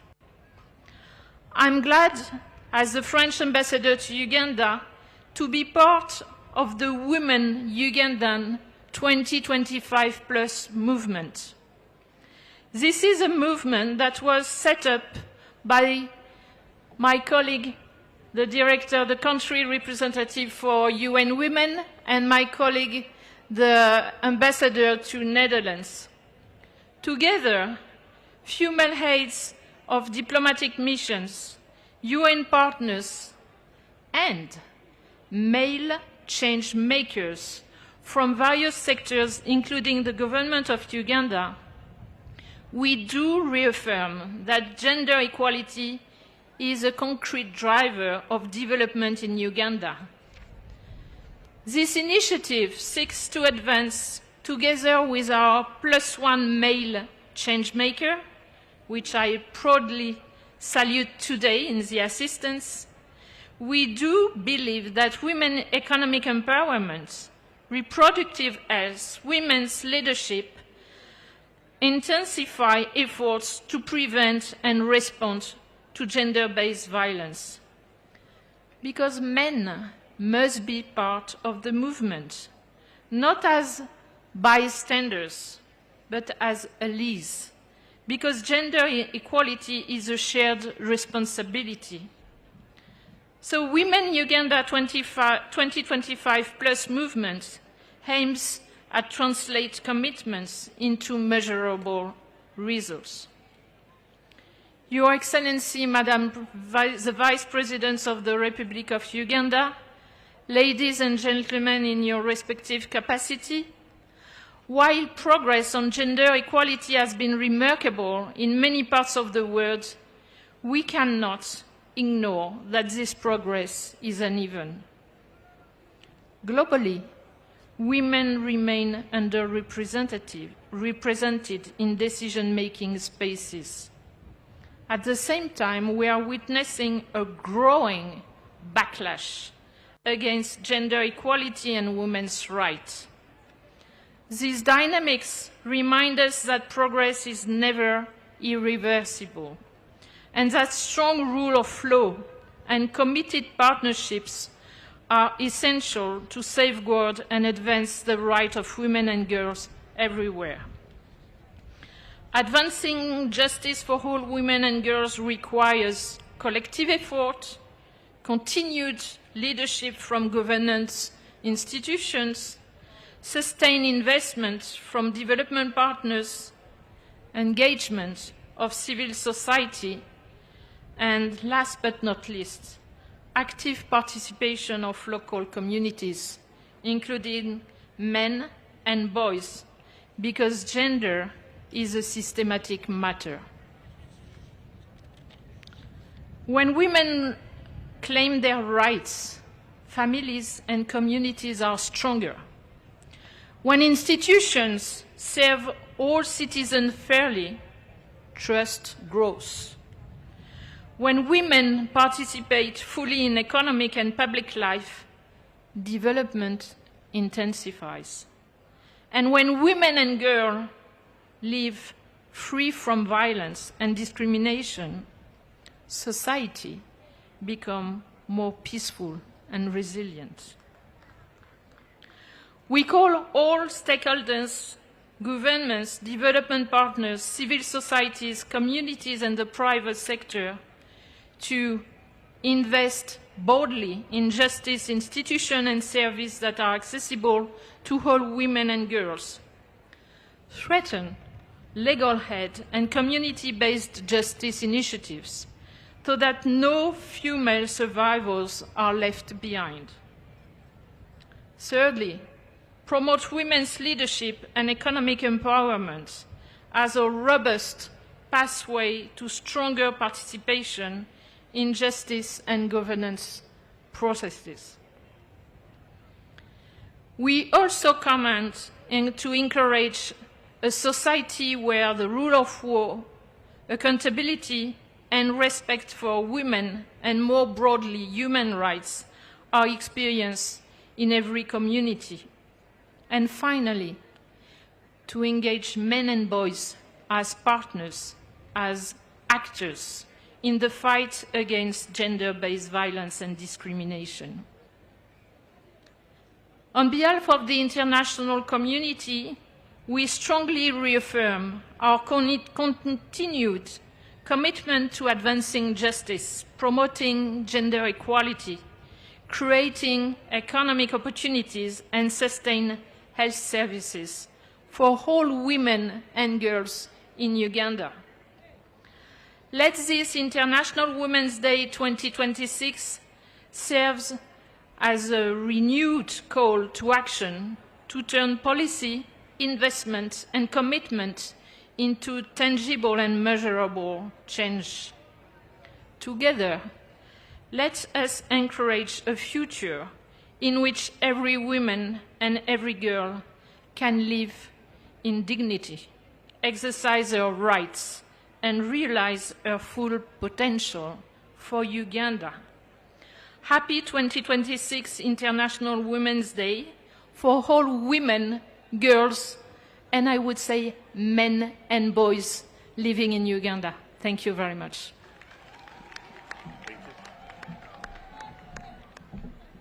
Madam Vice President, today we celebrate the leadership, resilience, and transformative contribution of the women and girls of Uganda. This is a moment to reaffirm that gender equality is much more than an aspiration.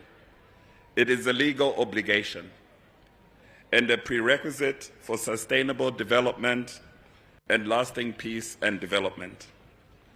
This year's global theme, Rights, Justice, Action for all women and girls, is a clear call to move from commitments to concrete results, to ensure that justice is real, accessible, and effective in the daily lives of women and girls. Uganda's national theme, scaling up investment to accelerate access to justice for all women and girls in Uganda, speaks directly to this global call. It reflects a clear national understanding that justice is the foundation upon which equality, peace, and sustainable development are built. Your Excellency, ladies and gentlemen, access to justice. A woman can report violence without fear of retaliation. It means that a girl has the right to inherit property without discrimination, that a woman can have access to and control land, financing, extension services, and technology. It means that a woman living in a rural district, a refugee settlement, or an informal urban community can claim her rights without facing stigma, cost barriers, or procedural obstacles. It also requires fair law, responsive institutions, and systems that people can trust. It means ensuring that women participate fully and equally in leadership, especially in political and justice sector decision-making. And it means standing firm on zero tolerance for abuse, corruption, and impunity, including preventing sexual exploitation and abuse while ensuring strong accountability and protecting the dignity and rights of women and girls at all times. Justice must be available, accessible, affordable, and responsive to the realities of those who are most at risk of being left behind: rural women, women with disabilities, adolescent girls, older women, women in hard-to-reach areas, women in situations of displacement, women facing economic deprivation, and those facing intersecting forms of discrimination. For women and girls with disabilities, this includes protection from heightened risks of gender-based violence, accessible reporting mechanisms, reasonable accommodation in legal proceedings, and, above all, equal recognition before the law. Access to justice is therefore not only a legal matter, but also a development imperative, a human rights obligation, and a cornerstone of peace and stability.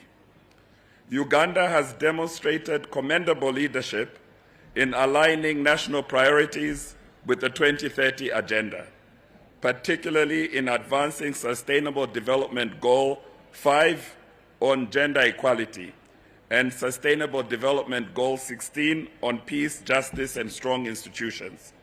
These commitments are affirmed in national frameworks, such as the 4th National Development Plan, the Parish Development Model, and constitutional provisions on gender equality. Uganda has also made commendable strides in protecting women's participation in governance through affirmative action policies, reserved seats in parliament and local government, and increased representation of women in public institutions. We particularly commend the judiciary and justice institutions where women now constitute nearly half of the judicial workforce. Their work embodies the commitment to leave no one behind, ensuring that every individual can claim their rights and be heard. While important progress has been made, sustained investment and targeted action remain essential. Priority areas include strengthening gender sensitivity across the justice chain, particularly among the police, prosecutors, and judicial officers. Expanding access to legal aid, with the long-debated legal aid law offering an important opportunity to institutionalize and scale service provision and enhancing alternative dispute resolution services in rural and refugee hosting districts. Continued efforts are also needed to address case backlogs through digital and mobile justice innovations, while ensuring internet connectivity to ease youth. Your Excellency, ladies and gentlemen, the United Nations, together with the government of Uganda and partners such as Austria, the Netherlands, and the European Union, have registered results in advancing Uganda's justice and gender equality agenda through practical programs and strong partnerships. Among the results of these commitments are the following. The special gender-based violence sessions have reduced case backlog, disposing of 4,500 sexual and gender-based violence cases, and increased the conviction rates from 20% to 80%. I repeat, from 20% to 80%. Access to justice has expanded geographically through the creation of 40 high court circuits and the revival of local council courts to complement the formal justice system. In addition, catalytic investments have been made in advancing digital justice innovations, legal empowerment and capacity building for judges, prosecutors, court clerks, police and probation officers. The Spotlight Initiative, jointly implemented by the United Nations and supported by the European Union and the Netherlands under the auspices of the Ministry of Gender, continues to address violence against women and girls through supporting legal reform, institutional strengthening, and community transformation. Despite our collective efforts, however, too many women and girls still face systematic barriers throughout the justice journey, from reporting violations to securing enforcement of judgments.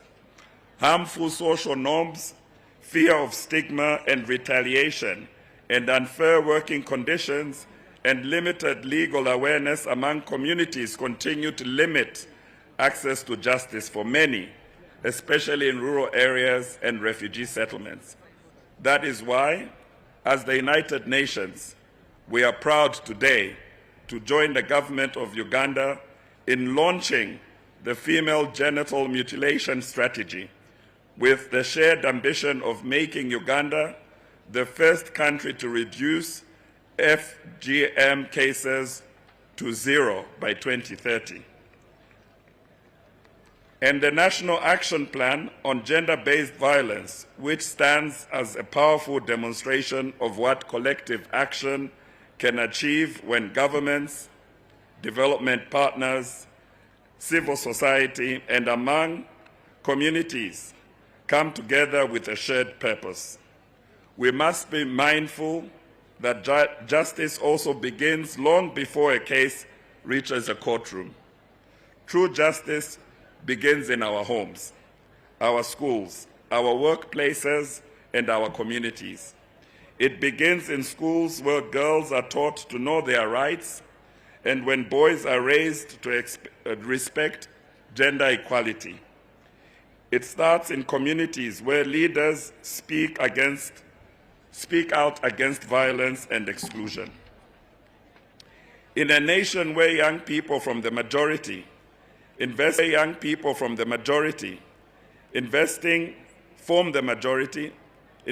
in girls' legal literacy, education, economic and job opportunities is one of the most powerful investments that you can make. Uganda can also take this forward as part of its national development strategy. The United Nations country team in Uganda remains steadfast in our commitment to work alongside the government and the people of Uganda. Together with civil society and cultural and religious leaders, development partners, we will continue to support gender-responsive legal reforms, strengthen gender-based violence survivor-centered services, promote women's leadership in peace and governance, and ensure women's rights at work, and advance an inclusive justice system that truly leaves no one behind. On this International Women's Day, let us therefore commit to building together a Uganda where justice is not a privilege, but a guaranteed right for every woman and girl, without discrimination, without delay, and without exception. Happy International Women's Day to all the women and girls of Uganda. I thank you very much for your kind attention. And I thank my colleagues who are up here and the minister who's overseeing that we finish our speeches as quickly as possible. I thank them for their patience and resilience. Thank you. Shows leadership. Thank you very much, Madam Minister. Thank you very much, Country Coordinator UN. We have had a good, long deliberation, and they have recognized the support the Uganda government has given towards women empowerment. We thank you so much. And as you return, I would wish to invite the Minister of General Labour and Social Development to come and make her statement. You can walk majestically, you may wish to dance, you may wish to give her a tune. Please give her a very nice tune. Our own minister has been there, and that is known for her. Please stand up and dance with her as she walks here. I know she knows how to do it in a natural way. And as she comes, I would wish to recognize the presence of the former Deputy Chief Justice, Honorable Kavuma Stephen. Thank you so much for gracing this important occasion. I would also wish to recognize the presence of the Mufti of Uganda, His Eminence Mubaje is around in person. Thank you so much for coming here. His Eminence Metropolitan Generous Muzeyi, thank you so much for coming. Dr. Moses Odong, General Overseer, Archbishop of National Fellowship, Born Again Pentecostal Churches, thank you for coming. Honorable Betty Among is dancing majestically. Please give her a big hand of applause. She has led us very well. In this space, she has been there for us. Thank you so much as we dance along.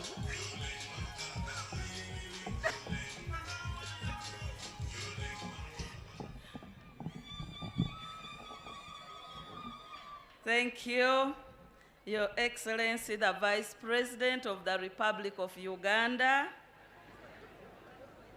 the Lordship, the Chief Justice, the Right Honorable Prime Minister and Deputy Prime Minister, the former Prime Minister, Right Honorable Amama Mbabazi, and the former Deputy Chief Justice, Honorable Ministers, Excellencies, the Ambassadors and High Commissioners, Honorable Members of Parliament, the Chairperson of the National Women Council and the National Women Council Chairpersons from the districts and the cities of Uganda, religious and cultural leaders, distinguished ladies and gentlemen. When I was seated, there was someone seriously reminding the Vice President that if she is not recognized, she might make life very difficult for the Vice President when the Vice President is speaking. So can I recognize Acham Teddy, the elder, the friend to His Excellency the President, and the great mobilizers. You can stand there and wave. You can stand there and wave to the people, and you can go back. You stand and wave. I think people know Acham, especially those who come from Teso. If the president is somewhere and you don't find her, it might be, thank you, Acham. Okay. Your Excellency, the Vice President, it is my honor to welcome you in a special way as our chief guest today at the International Women's Day, as our Vice President an unable vice president at that, who has chaired and steered the cabinet for all these 5 years we have been with you. Thank you for coming. Excellencies, International Women's Day is celebrated to remember the struggle that women and men throughout the world worked hard, struggled to achieve women's empowerment. It is a day that we celebrate the gains that we have made and reflect on the agenda that still remains to be done.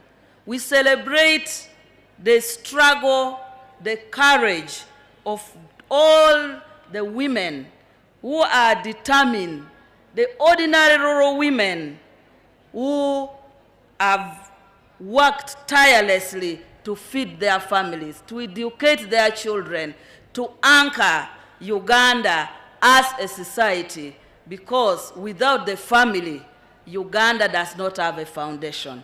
And without the women, there is no family. So celebrate your day with the vibe, because you are the foundation of this country. This is a day we also call on action that needs to be done to accelerate progress for gender equality. In a special way, Your Excellency, the Vice President, on Friday, we had a very successful women convention that brought women from all the districts. The women chairperson of all the districts and cities were in this meeting. We had civil society, we had development partners. Again, yesterday, we had the Women Council meeting, and the chairperson has communicated most of the resolution.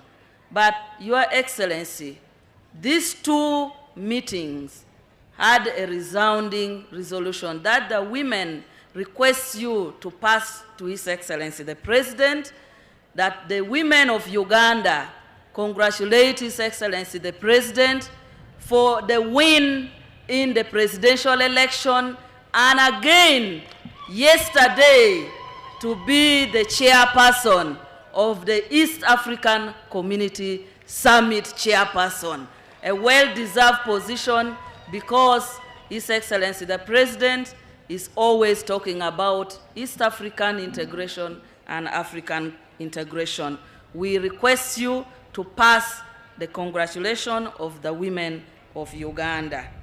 Your Excellency, the women's agenda in Uganda has traveled a remarkable journey from grassroots activism, where the first Women's Day was celebrated in 1984 in State House, just in State House.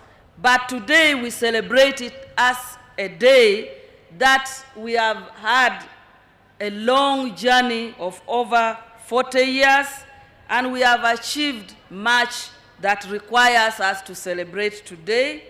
That journey has not been a journey that many of us have earned on a silver plate. The women has earned with struggle, with caucusing, with engagement. And therefore, at the heart of this has been education for the girl child. I think majority of us seated here today, if not for education, we will not be where we are. So at the center of that is education and economic empowerment for women, which we have achieved much.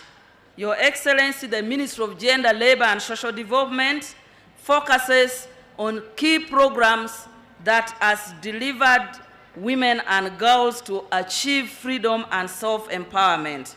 We are coordinating efforts with the ministries, development partners, civil society organizations, and the private sector to achieve the goal of women's empowerment.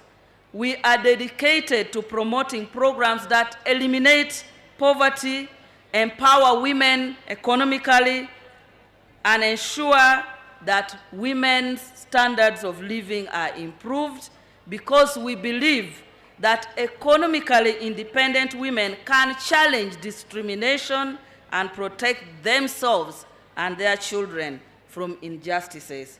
Your Excellency, some of the key programs that the Ministry of Gender, Labor and Social Development has driven and achieved includes Uganda Women's Entrepreneurship Program.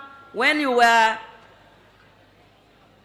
at the exhibition, you saw the number of women exhibiting because of the money supported through the government program called OWEP. We have the YLP, the Youth Livelihood Program, where the young women have also benefited. We have the program called Youth Venture Capital Fund. We have a program which is also called Juakali, which supports women and youth with capital to start their businesses. And I want to request the women who have benefited from GROW. They are here because a lot of times people are saying that GROW is not so much known, but can we have the women who have benefited from GROW to stand up? The GROW women, they are here. The GROW loan, unfortunately, is only for women who have businesses and want to grow. Thank you.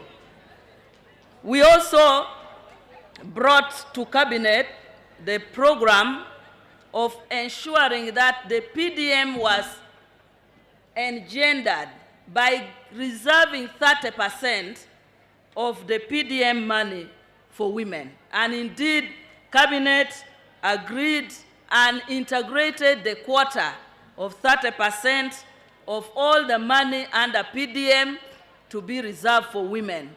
The statistics, Your Excellency, that we are now having is that PDM women have benefited now more than men. At 51.7% of the beneficiaries are women. So we want to congratulate His Excellency the President for the PDM, and all of us under the leadership of Right Honorable Prime Minister. She has been ensuring that we monitor PDM and ensure that all the money is being utilized correctly. Today's theme, scaling investments. Scaling investments to accelerate justice for all women and girls is very, very vital for all the women seated here, irrespective of your education. Because I know most of the women, one way or another, has faced gender-based violence, whether physically or psychologically, more than the men. Therefore, we celebrate some of the achievements that have been encountered in justice sector, the establishment of specialized courts for gender-based violence cases, introduction of community-based paralegals, which has improved access to justice, legal aid services that has been expanded up to the rural area. Many people are accessing justice through our partners like FIDA, training of justice law and other sector actors, where handling of gender-based violence cases has been enhanced, political participation of women that has enabled Parliament to enact laws that are supported and enhance women's economic and social justice. Some of these laws are very important, and I want to highlight, we have been at the center of some of these. The Equal Opportunities Act of 2010. This act gives effect to the state's constitutional mandate to eliminate discrimination and inequalities against any individual or group of persons on the ground of sex, age, race, color, ethnic origin, tribe, birth, creed, or religion. The Equal Opportunities Commission has enabled women to achieve their rights.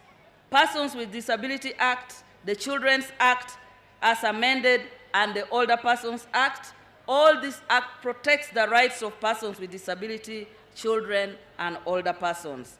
The Public Finance Management Act of 2015 places gender and equity at the heart of Uganda's microeconomic policy by acquiring and ensuring that all ministries, departments, and agencies and local governments integrate in their plans and budgets priorities of women. And when you do this, your budget cannot pass in Parliament. And with this, the Equal Opportunities Commission and Ministry of Finance issue what we call the Gender and Equity Certificate, which provides accountability mechanism that ensures public resources are allocated fairly and inclusively, therefore enhancing economic justice for women. The Employment Act of 2006 and the regulations requires that all employers with more than 25 employees put measures in place to prevent workplace violence, ensuring fair work environments and giving workers legal ground to seek redress, and ensuring that in offices they display gender and sexual related violence policy for anybody to read. So this has also enhanced and accelerated justice in areas of employment. The Land Act, as amended, safeguards the rights of women, children, and persons with disability in relation to customary land while restricting transfer of land without spousal consent. So these days, a man cannot go to a bank and borrow money without, if it's matrimonial land or property, without the consent of a woman. These provisions protect women from dispossession, uphold their property rights, and provide legal mechanism to challenge unfair practices, accelerating access to justice in land ownership and inheritance. The Succession Amendment Act of 2022, one of the most important legislation that we can cite for justice. This has advanced access to justice by aligning succession law with constitutional provisions on gender equality, by ensuring fair distribution of property to both male and female dependents. So if you now have children and you die, this law will say all your children, the property will be divided equally. It also recognizes spouses in the distribution of property of the disease. It also refined the definition of customary heir or heiress to remove discrimination. In the old law, it was only the heir. Now, in this amendment of 2022, it is heir or heiress. So, if somebody dies, you can now leave even your daughter as your heiress. It used not to be. This is very important.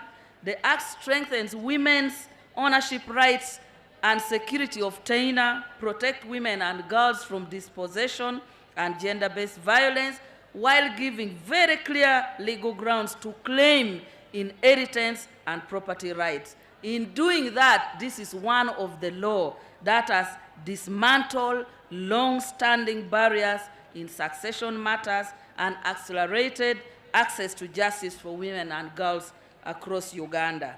Other laws like Domestic Violence Act, Female Genital Mutilations Act, Prevention of Trafficking in Persons Act, all these laws enable women to enjoy their rights and removes the social norms, for example, of making traditional practices like female genital mutilation to be recognized, and now it is outlawed.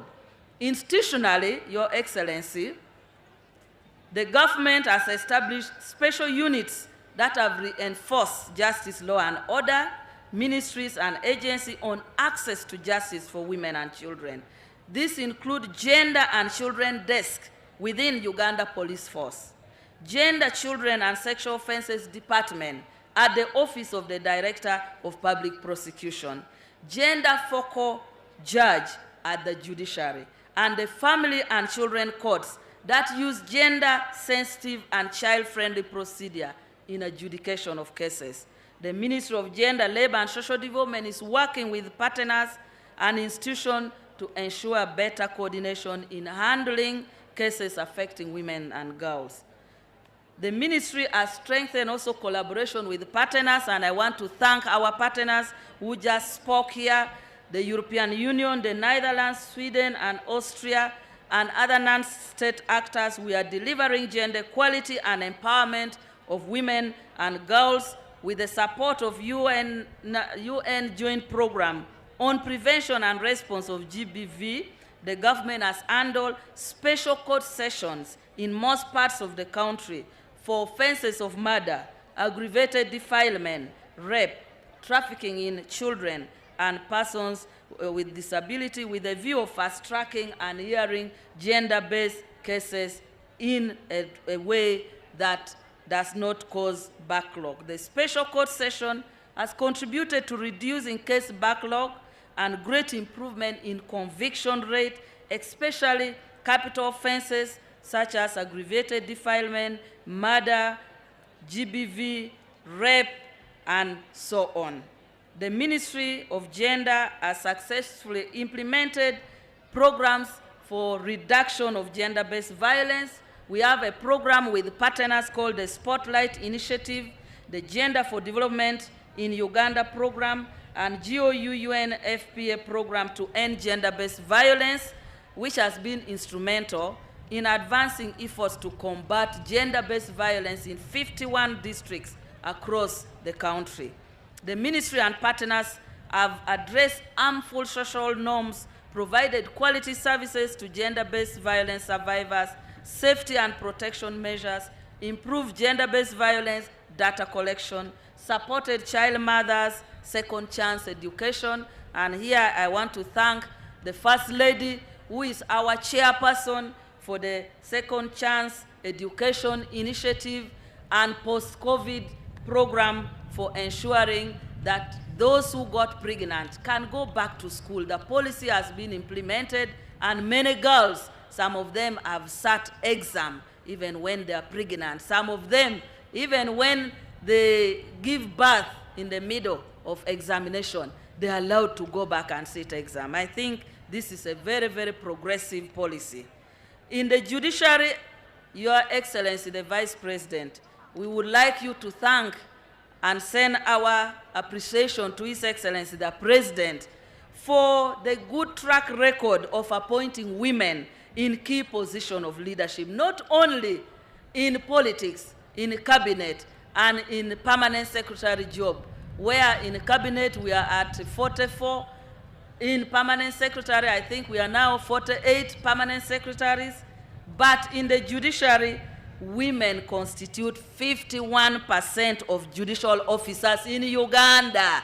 I think this deserves a big hand clap, and I want to thank the incoming Chief Justice that today we celebrate one of the most progressive lady. We have been with her.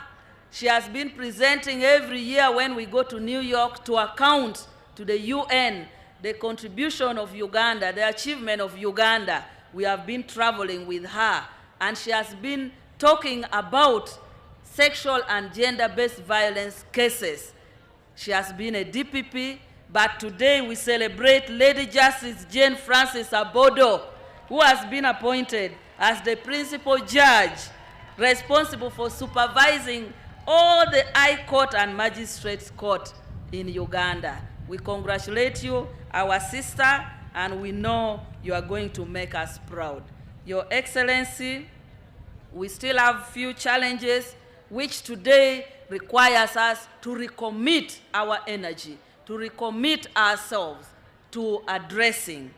There is high case dismissal of gender-based violence due to several factors, including delayed trials, poor forensic evidence preservation, no witness protection. You know, for women, sexual offenses, people fear to testify in open court. I'm glad that now the witness protection is being piloted.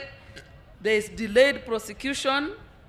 Many witnesses fail to come to court to be a witness to sexual or defilement cases. Most of defilement cases end up going back to be solved at home in a traditional way, and most of them will say, you married the girl since you have already impregnated her.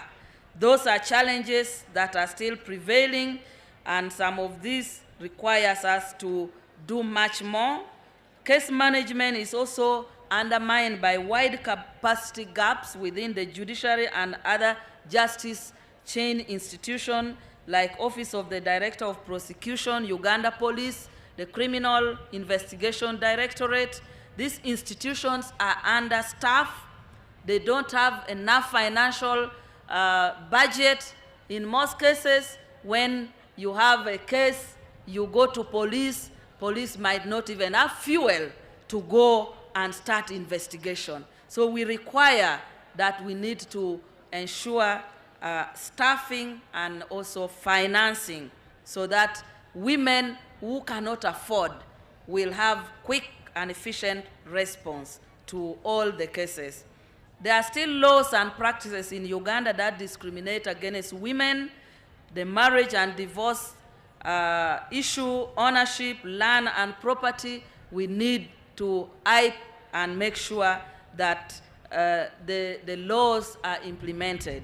Negative social norms which conflict with the laws, practices like child marriages. I always see Honorable Peace struggling to run around because somebody has called and said they have just married, or they are forcing a girl to get married and she's 14.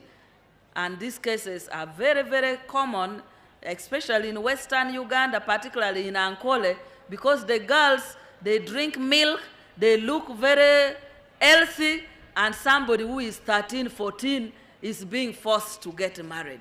So these cultural, customary norms are still persisting, which requires work.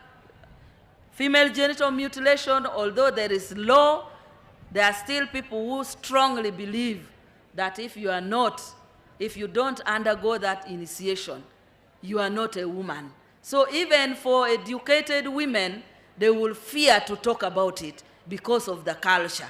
So some of this contradicts statutory law and makes the law be subservient to the actual practice. Inheritance and issues around ensuring that court process, the time frames of processing court issues, the language. Sometimes these women, they don't know the official language in court. So issues of language, issues of sign language still limits access to justice for marginalized groups and uneducated groups, and economic barriers undermines women's access to many issues around justice. Your Excellency, I want to conclude by saying government of Uganda has made a lot of progress. We have pending laws that we need to push as women of Uganda: the Sexual Offences Bill, the Marriage Bill, the Witness Protection Bill, and the Legal Aid Bill, which is still pending, but at various stages needs to be fast-tracked. The justice sector needs to take deliberate efforts to clear case backlog on defilement and aggravated defilement and gender-based violence. And the judiciary will have to work hand in hand to simplify the processes of the court, to make it more friendly to the women and make the victims have support for witness protection, and all the other reforms that are within the judiciary. We will work hand in hand with the judiciary to ensure that we make these reforms so that access to justice is achieved for all women and girls. With that, Your Excellency, I want to conclude by saying the women of Uganda stand firmly in support of the vision of His Excellency the President and yourself, the strategic plan for development, and that through investment in key economic sector and essential services, justice for women will be delivered. We thank His Excellency the President for the political will that has created opportunities for women and girls to enjoy their rights. And with that, I want to thank you for your continued commitment and grace and hard work that has made Ugandans know that when you put a woman in a position, the woman performs. Your Excellency, you have performed as a Vice President. When you go out there to represent His Excellency the President abroad, we see you, how graceful you are. You have made women proud. I thank you, and with that, I want now to take the singular honor to invite you, Your Excellency, to deliver your speech and address the nation. Thank you for God and my country.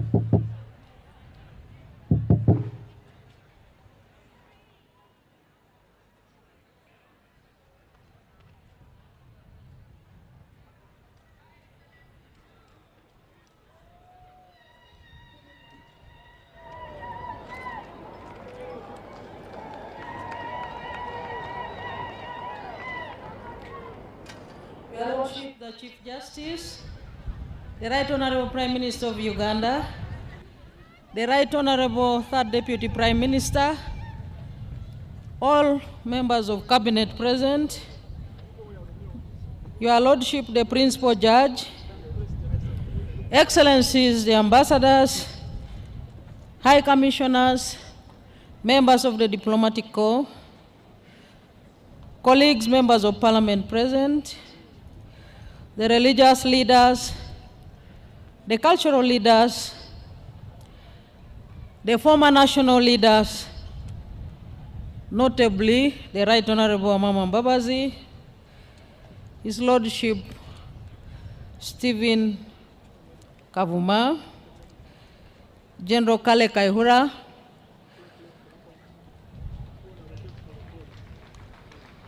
the Head of Service, Madam Lucy Nachobe, and all senior government officials, the Deputy CDF, and all the security chiefs from the UPDF, the police, and the prisons, the chairperson of the National Women Council, and all the leaders of National Women Council at all levels, the UN Resident Coordinator and all your team, all NRM leaders in your respective ranks, members of the media, all invited guests, ladies and gentlemen.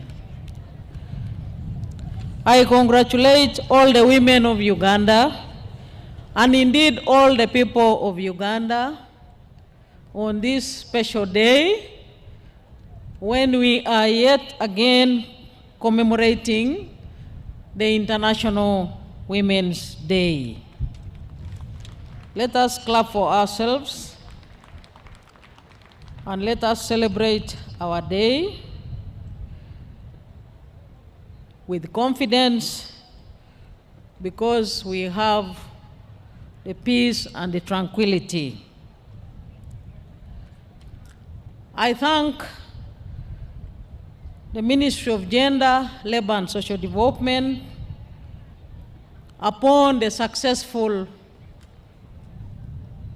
organization of today's commemoration, and I sincerely thank you for the warm welcome you accorded me this morning when I arrived here.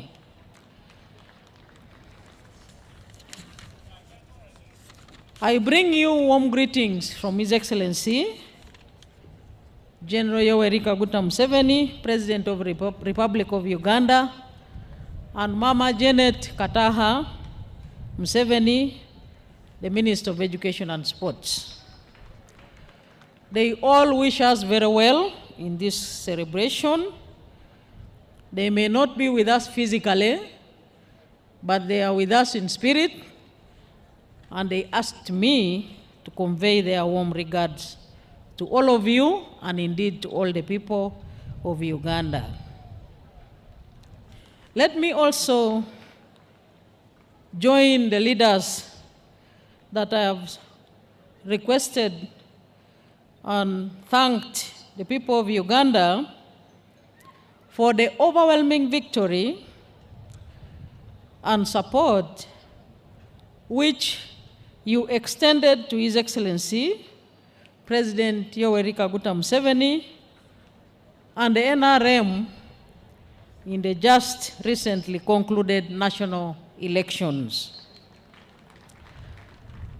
We thank you very much as elected leaders for exercising your mandate and electing all the leaders at all levels to serve you. We are sincerely very thankful to all of you. Ladies and gentlemen, as you may have already learned through the media and other government communication channels, His Excellency the President is in Arusha, Tanzania, where he was elected the chair of the East African Community. Join me in congratulating His Excellency the President upon assuming the chairship of the East African Community. Against that background, therefore, he delegated me to come here to deliver to you his message, and indeed to all the people of Uganda. And before I deliver to you his message, let me also assure all of you, including Hajat Farida, the Chairperson Women Council, the UN Resident Commissioner and your team, the Minister of Gender, that all the messages you have expressed here, which are directly meant to be conveyed to His Excellency the President, will be integrated into a report and will be relayed to the highest destination, and that is to His Excellency the President's office. I shall promise you that as a woman, we shall pursue for the feedback together up to the logical conclusion. I thank the parade commander and her team for putting up such a spectacular march past parade. Thank you very much for entertaining us, including the members of the band. Let me now read to you the message of His Excellency the President. I thank the exhibitors when I was going through the stalls, and they are demonstrating that a lot of progress is being made in wealth and job creation through government programs. The message of His Excellency the President goes as follows. Fellow countrymen, countrywomen, and especially the Bazukulu, the International Women's Day is an opportunity to recognize and celebrate the significant role played by women and girls in our families, local communities, and the country at large. I therefore want to thank you all for using this occasion to highlight the contribution of women and girls in all the spheres of life. This year's celebration is being held under the theme, Scaling Up Investment to Accelerate Access to Justice for All Women and Girls in Uganda. The real key to development lies in cultivating the inherent potential of all people, both men and women. In 1986, when the NRM came to power, we were able to observe that although women formed more than 50% of the total population of 14 million Ugandans, their full potential was not fully realized on account of their lack of education, lack of opportunities, chronic ill health, and early death.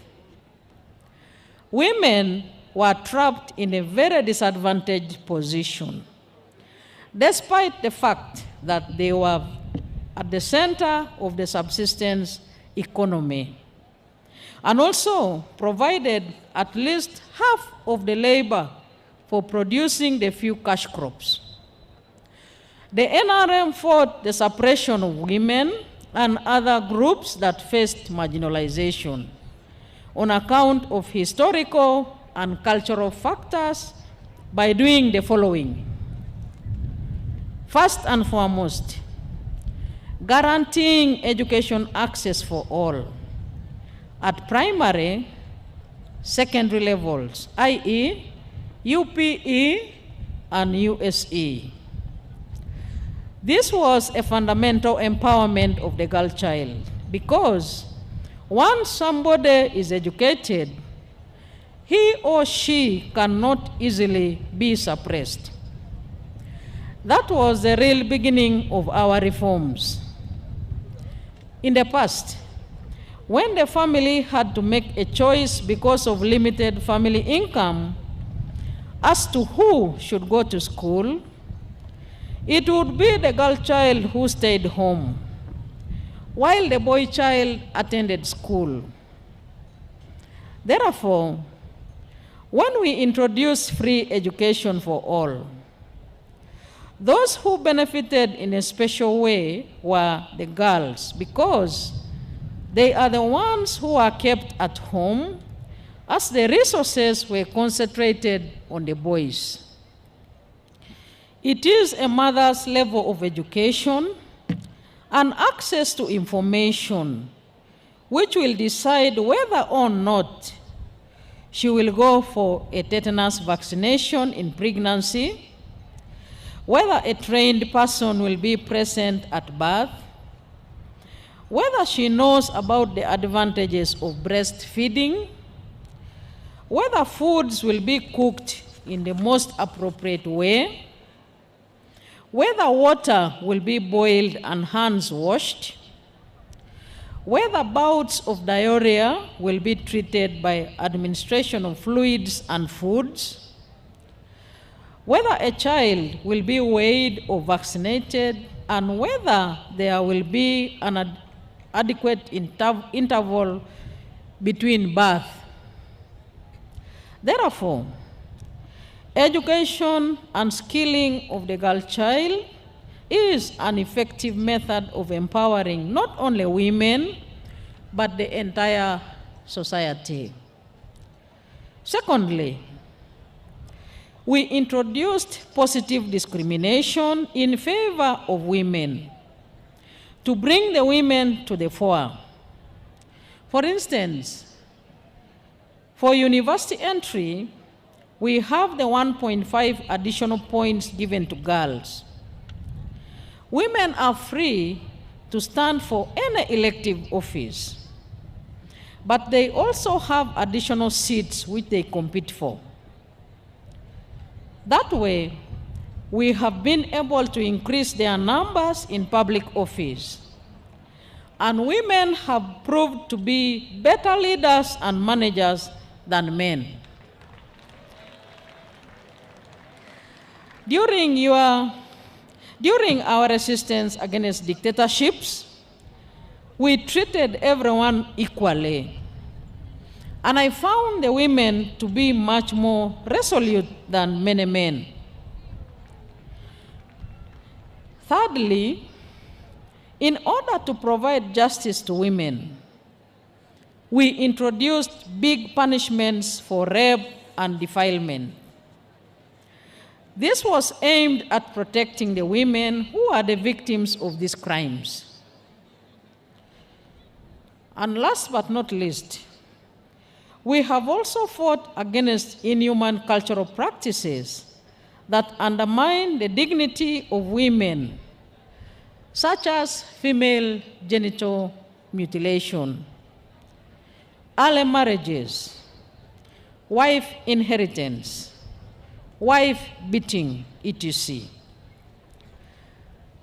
The above measures have been buttressed by the NRM's poverty eradication programs, which are aimed at creating wealth and jobs at the household level. When the families get out of poverty through commercial farming, manufacturing, services, and ICT, it is easier to address the remaining challenges faced by women. When families become wealthy, they are able to educate all their children. Therefore, families getting out of poverty is a good base for solving many problems. The NRM government has put in place the necessary socioeconomic infrastructure to guarantee the profitability of the business enterprises, i.e., enough electricity, good roads, schools, hospitals, peace and security, etc. However, infrastructural development alone is not enough, though it must come first.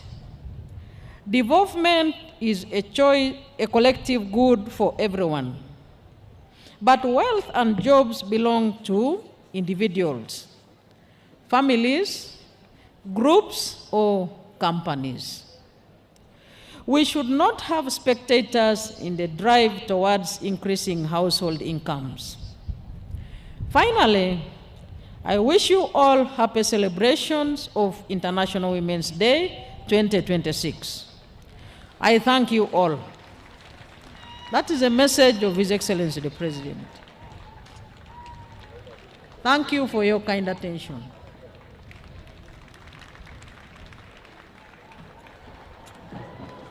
Thank you so much, Your Excellency the Vice President, for delivering this very pregnant message from the President. Your Excellency the Vice President, I would kindly request you to allow to launch 3 very important strategic programs: the second National Action Plan on Elimination of Gender-Based Violence 2026-31, to launch the Uganda Gender and Equality Climate Action Strategy 2026-31, and launch the National Strategy on Ending Female Genital Mutilation 2026-31. These important documents are here with us, and we beg you kindly to launch them today as we celebrate this International Women's Day. Along with the launch of the Vice President, I'd request the Country Director, UNFPA, Action Plan, BRAC, and the Minister of Gender, Labour and Social Development, and the Permanent Secretary to be around to witness this launch. FAO should also be there to represent the launch of the Gender Equality Strategy for Climate Action, and Ministry of Water, Environment, plus Ministry of Gender, and the Prime Minister. We request that you all stand on that line as we launch these very important actionable strategies. We shall begin with the launch of the second National Action Plan on Elimination of Gender-Based Violence.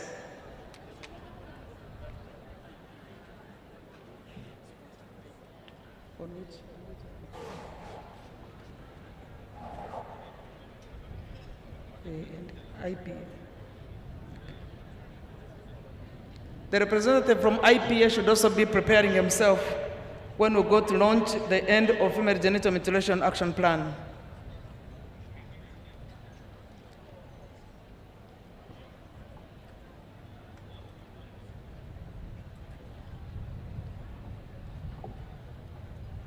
Your Excellency,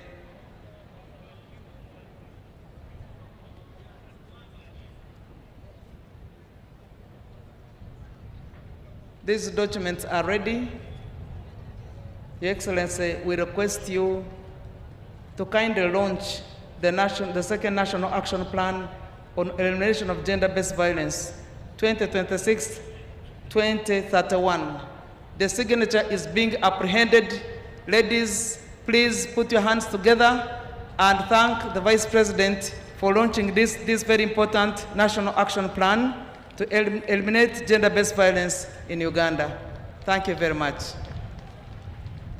The Vice President has already apprehended her signature. I can see the Minister of Gender, Labour and Social Development apprehend her signature. I can also see the country representative UNFPA doing that.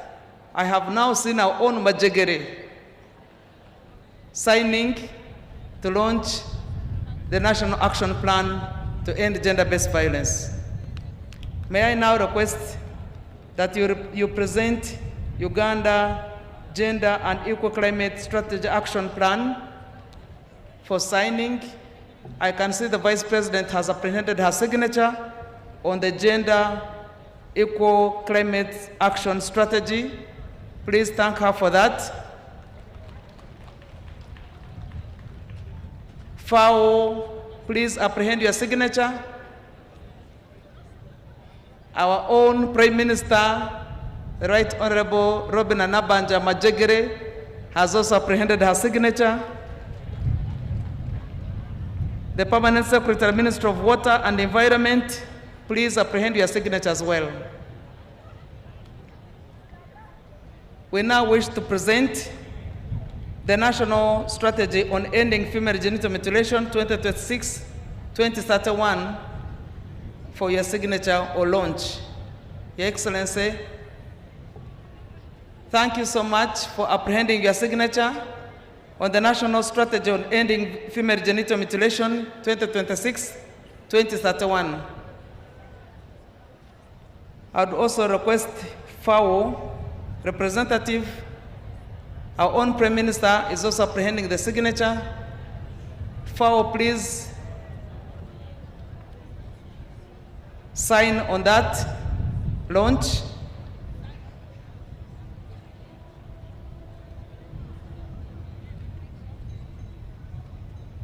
Now, UNFPA will all join you in signing on the launch of those very three important strategies, all geared towards ending violence against women and girls.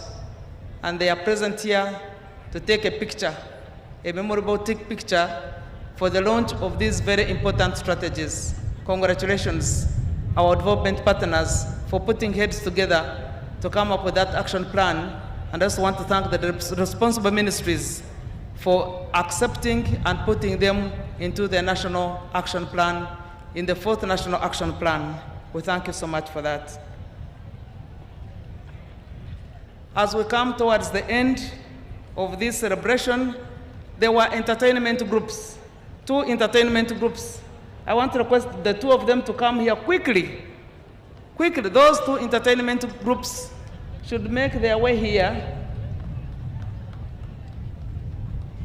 Don't think we had forgotten about you.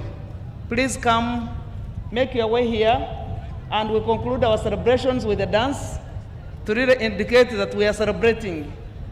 There is a lost and found item here. Owoya Sijire Paul, you lost your driving license. It is here, please, wherever you are, come and find your driving license. I will give it to my sister, Alice Mwanguzi. There is an important activity that we have not done yet that we must do right now. Entertainment groups, make your way near here as we award the medals. I wish to request the Master of Medals ceremony, please kindly come, make your way so that we award the medals to our distinguished people who have been very excellent in supporting gender equality and women's empowerment. I would request this group to stand just behind here shortly. We shall be inviting you as soon as we complete this final activity. just down the platform there. The young ladies, just keep just down there. Wait a minute, we shall invite you. Now, right here, the ceremony, the Master of Ceremonies for the awards and medals is coming here to recognize eminent persons who have supported the gender equality movement to where it is right now. May you kindly join us and take the platform.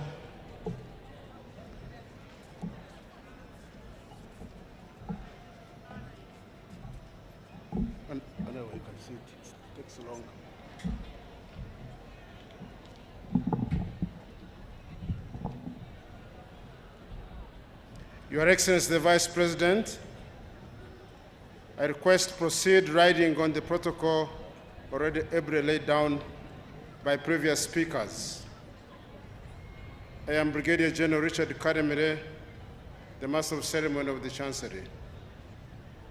On this occasion, when we celebrate the International Women's Day, His Excellency the President and Fountain of Honor has pursuant to Section 18 of the National Awards Act 2001, Section 3, awarded medals of various categories to the following 34 distinguished persons. The National Independence Diamond Jubilee Medal. Recipient number 1 is Ms. Naumo Juliana Akorio from Kabong District. Ms. Akorio is a specialist in culture, gender, intangible cultural heritage, and community development. With over 36 years of experience in cultural heritage, she has led the formulation, design, and implementation of culture and creative industry programs at the national level. She serves as the national focal point for the 2003 and 2005 UNESCO conventions. She has served the government of Uganda and the ministry with distinction, and as a head of department, she supervised and mentored staff and provided strategic leadership in culture and family affairs. In 2014, she documented over 65 cultural practices among 4 Ugandan communities: the Alul, the Ik, the Basongora, and Acholi. Next is Ms. Samari Wakori from Mbare District. Ms. Samari Wakori is an Assistant Director of Public Prosecutions at the Office of the Director of Public Prosecutions in Uganda, where she has served for the past 20 years. She has successfully prosecuted high-profile capital cases before the High Court, the Court of Appeal, and the Supreme Court, ensuring justice for victims through all appellate levels. Under her leadership, the ODPP has established 14 special child-friendly rooms. She has played a key role in training police officers on conducting effective investigations, probation officers on supporting victims throughout the justice process, and other stakeholders on handling child-related SGBV cases. Next is Ms. Rita Achiro Lakol from Padere District. Ms. Achiro Lakol is a social development practitioner with additional training in business administration, finance, and accounting. She has 27 years of professional experience and currently serves as the Executive Director of the Uganda Women's Network, the leading national women's rights network in Uganda. Through her leadership, she has coordinated and strengthened the capacities of women leaders across the country in elective politics, public service, the private sector, and civil society. Ms. Akiro Lakor is a nationally and internationally recognized women's leader. She currently serves as the chairperson of the African Women Leaders Network Uganda chapter, an initiative of the African Union. Next is Engineer Namugerwa Prisla Rita from Bukomansim District. Madame Priscilla is an experienced telecommunications engineer with 27 years of professional experience in the engineering sector. She is well versed in the day-to-day operations of modern communication systems and currently serves as a senior officer for telecom authorization at the Uganda Communications Commission. Madame Priscilla led a major UCC project to migrate Uganda's fixed numbering range from 5 and 6-digit numbers to a standardized 7-digit format. Next is Ms. Nachibuka Maxensia Akirambure from Masaka District. Madame Maxensia is a development practitioner with a strong focus on women-led and women-centered initiatives, social justice, and community health for women and children, particularly in the context of HIV/AIDS. Her work emphasizes women's economic empowerment as a pathway to emancipation and increased participation in political and decision-making spaces. Next is Dr. Joyce Namiro Tamare from Rengo District. Dr. Joyce Namiro Tamare is an impact and social investment specialist, governance and strategic leader, financial management professional, and sustainability expert committed to transforming lives through social enterprises across Africa and globally. Next is Ms. Rita Mitara Baraka from Kampala District. Rita Mitara Baraka is a seasoned professional with extensive experience in governance, risk, and financial management. She's a fellow of the Association of Chartered Certified Accountants and an honorary fellow of the Uganda Institute of Banking and Financial Services in recognition of her significant contribution to Uganda's banking sector. Next is Ms. Kasenene Elizabeth. Elizabeth Kasenene is a Ugandan architect and development professional whose career reflects a strong commitment to innovation, women's empowerment, and sustainable growth. In 2025, Elizabeth received the African Union Award at Africa Realization Week in recognition of her innovation in women-led industrialization, particularly for pioneering the first women-led industrial park model. Next recipient is Dr. Patricia Atim Podong from Gulu District. Dr. Atim Podong is a Ugandan academic, human rights activist, and practicing advocate with extensive expertise in human rights law and governance. Next is Ms. Robina Rubimbwa of Mbarara District. Ms. Rubimbwa is a seasoned communicator, policy translator, and women's peace builder with more than 4 decades of experience in education, public service, civil society leadership, and national and international peace building. Next is Honorable Ms. Adrien Kobsinje from Bushenyi District. She's the chairperson of the National Resistance Movement Women League and a member of the Central Executive Committee. Honorable Adrien strongly believes that women are central to Uganda's transformation. She holds that empowered women build strong households, strong households build stable communities, and stable communities build strong nations, positioning women as custodians of Uganda's economic transformation for generations to come. She supports women farmers and grassroots entrepreneurs through mentorship, advocacy, and financial inclusion programs. Next is Ms. Lilian Byarugaba Adriko of Kampala. Madame Lilian is an renowned advocate of the High Court of Uganda with over 19 years of experience in public service and the development sector, specializing in legislative drafting, policy formulation, and administration.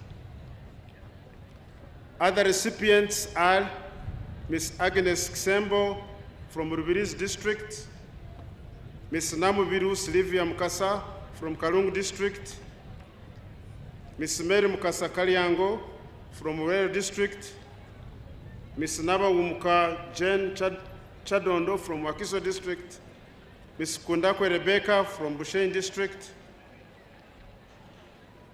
Ms. Narman Sania from Wakiso District, Assistant Commissioner Kasoro Yahaya, Sergeant Natimo Cecilia, Mrs. Chokwijuka Immaculate, Mr. Richard Agaba, Assistant Commissioner of Prisons, Mugisha Edgar, Ms. Otira Stella Atiano, Ms. Daphne Mindra, Chief Wardress, Grade 1, Ms. Akero Florence, Chief Wardress, Grade 1, Ms. Apollote Evelyn Susan, Ms. Jen Mugenyi, Ms. Amoit Zipola, Resistance Officer Major Lilian Mwine, Lieutenant Robin Kabisa Yondo, Resistance Officer Lieutenant Akor Evelyn, Army Staff Sergeant Charsima Ustina, Ms. Rebecca Florence Nalbega, and that comes the end of the list of the recipients. We wish to thank the Office of the Presidency, the Presidential Awards Committee, and the team at the Chancellery for organizing this ceremony. I submit.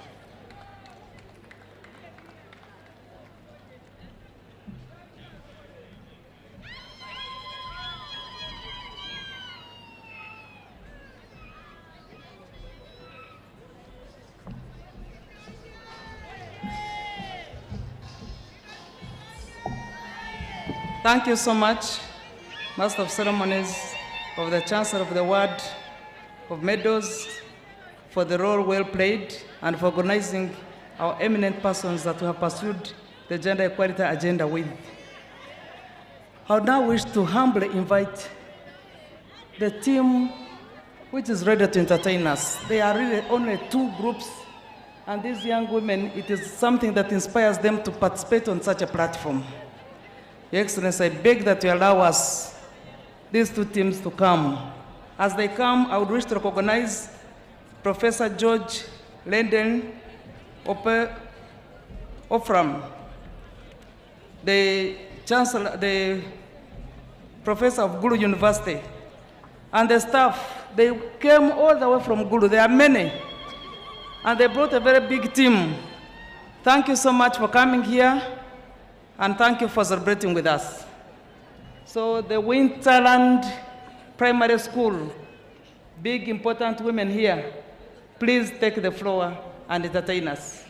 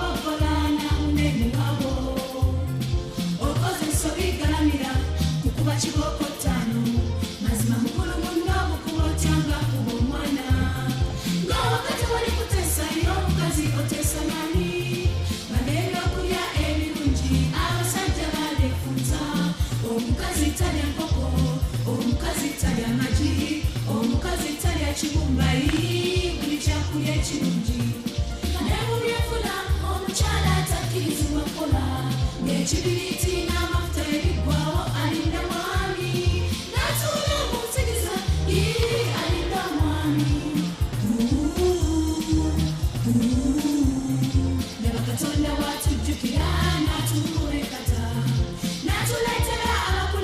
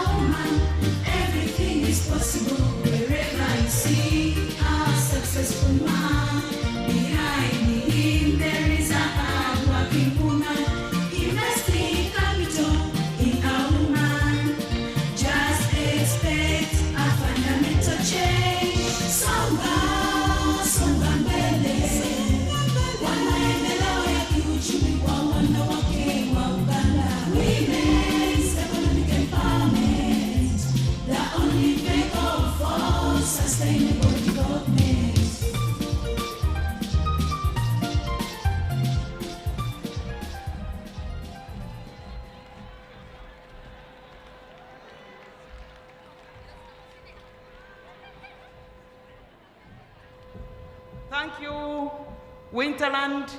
Please, may you headway to the Vice President and take a picture with her. As King David, little boys and girls come over here. Please run quickly in a clear line. Move down to the Vice President. She has asked you to go and take a picture with her. Quickly, quickly, quickly. King David, in only 2 minutes, make your point. These little children have a poem. I've been corrupted to accept them because previously we didn't have them on program. But I don't want to fight with God because the voice of these little children should be my voice.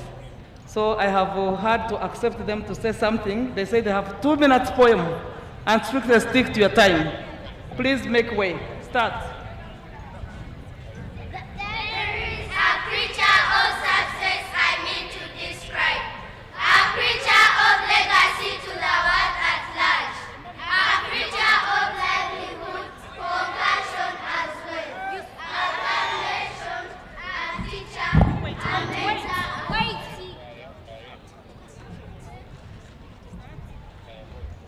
There is a creature of substance I mean to describe. A creature of legacy to the world at large. A creature of livelihood, compassion as well. A foundation, a teacher, a mentor as well. She carries culture in her voice to direct. She offers partnership and value non-vacancy. She has strength in faith and tomorrow in her womb.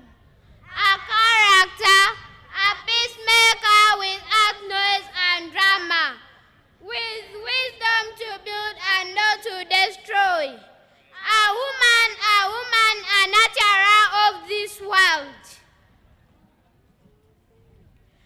A breadwinner with character and respect to carry. She offers the smiles even when in pain. She is bound to work regardless of gains. Who laments in pain but most times in vain. A support with love and growth mindset. She suffers a lot when instability occurs. In her hands lies brilliancy, wisdom, peace, and order. She supports her spouse and does not compete. She prays for the family and confusion reduces. May love, justice, and favor as well. May God intervene for her purpose to increase. Thus life in abundance, in Jesus we pray. This is King David Infant Care Center, where education matters. With discipline we excel.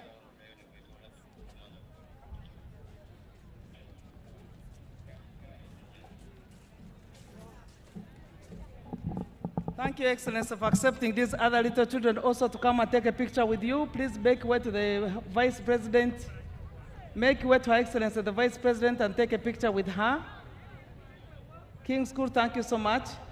There is a group of ladies from Banda, where they overwhelmingly won support for the President.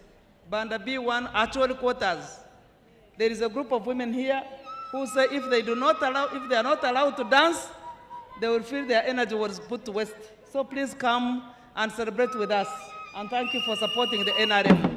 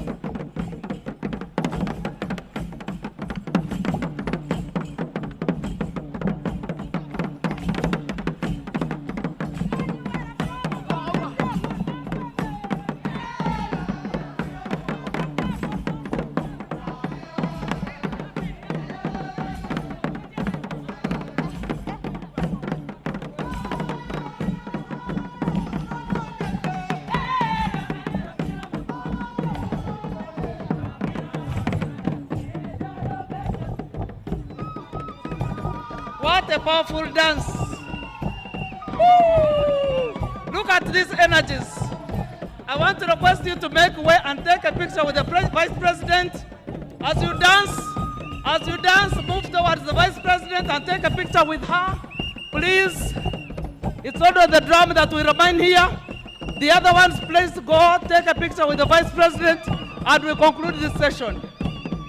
Ladies, we are so grateful for the energies you have exhibited. Thank you very much. Thank you for energizing us. This second one, dance as you leave, as you go to meet the Vice President and take a picture with her. Please, the leader take lead the ladies. The leader, please, lead the ladies in the procession to the Vice President's tent and take a picture with her.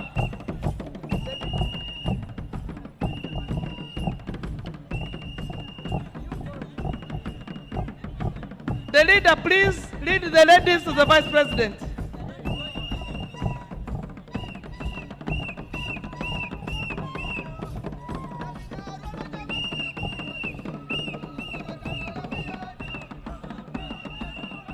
Please clap for them. If you can't dance like them, at least give them a clap and re-energize them. Only the drums should remain here.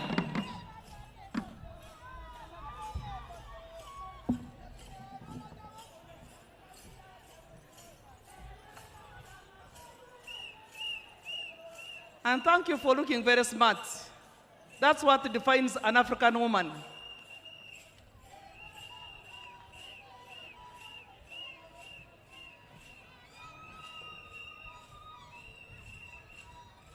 Let the drums stay. You go and take a picture with Her Excellency the Vice President. Leave the sticks of the drum, go and take a picture with the Vice President of this country. And we move towards the end of our ceremony. As we come to the end of the ceremony, we are now posing for a picture with our Acholi group in Banda.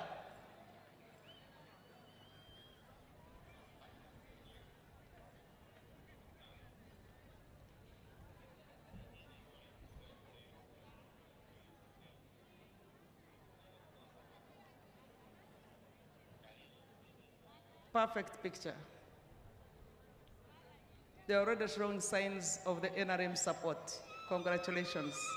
Thank you for making us proud in Kampala. Congratulations.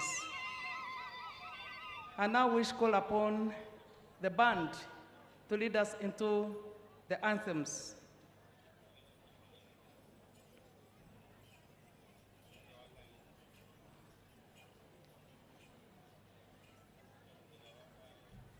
The band, please.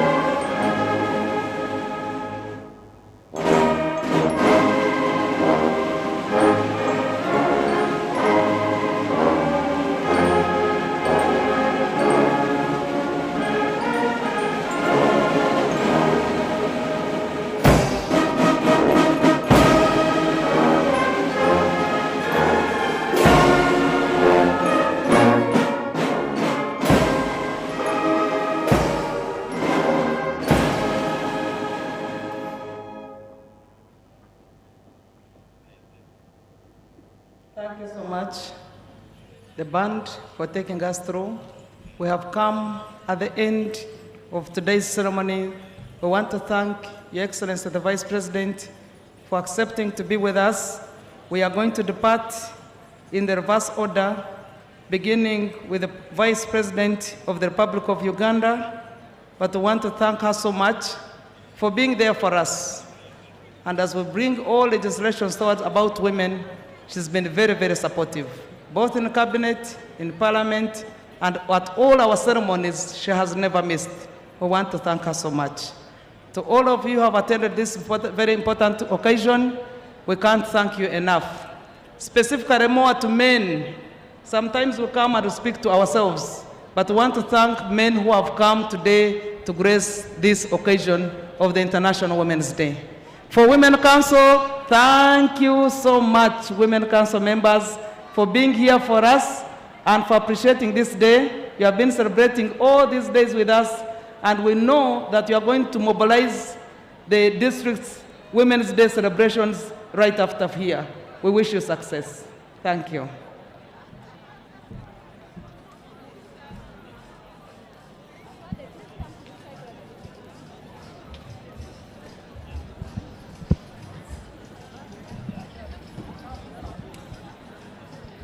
We also wish to thank our development partners. Our development partners, thank you for working with us this journey. All right. Thank you so much for watching UBC TV and following the event as it has been. That is the 8th of March 2026 as we celebrate the 42nd Women's Day as Uganda. Many speeches have been given, many speeches have been told, lots of stories have been told, a lot of performances have taken place. But before I even go any further, my name is Julie F. Nantaba, and I've been covering this event with Jen Nyiramjusha. You will be getting from her and hearing from her as well. But some of the speeches and highlights from on there is recognizing the loopholes that still exist in the movement to empower a woman, and some of which, as for example stated by Hajat Farida Chibowa, that is the chairperson of the National Women's Council. She recognized the fact that increasing teenage pregnancies still exist, as well as gender-based violence is still on high, and child marriages still remain. Information limitation to women is also still a problem on there. Some of the diplomats also mentioned that access to justice is not a privilege, it is rather a right, and the GBV crimes indeed still high, and the fact that access to justice should go beyond legislation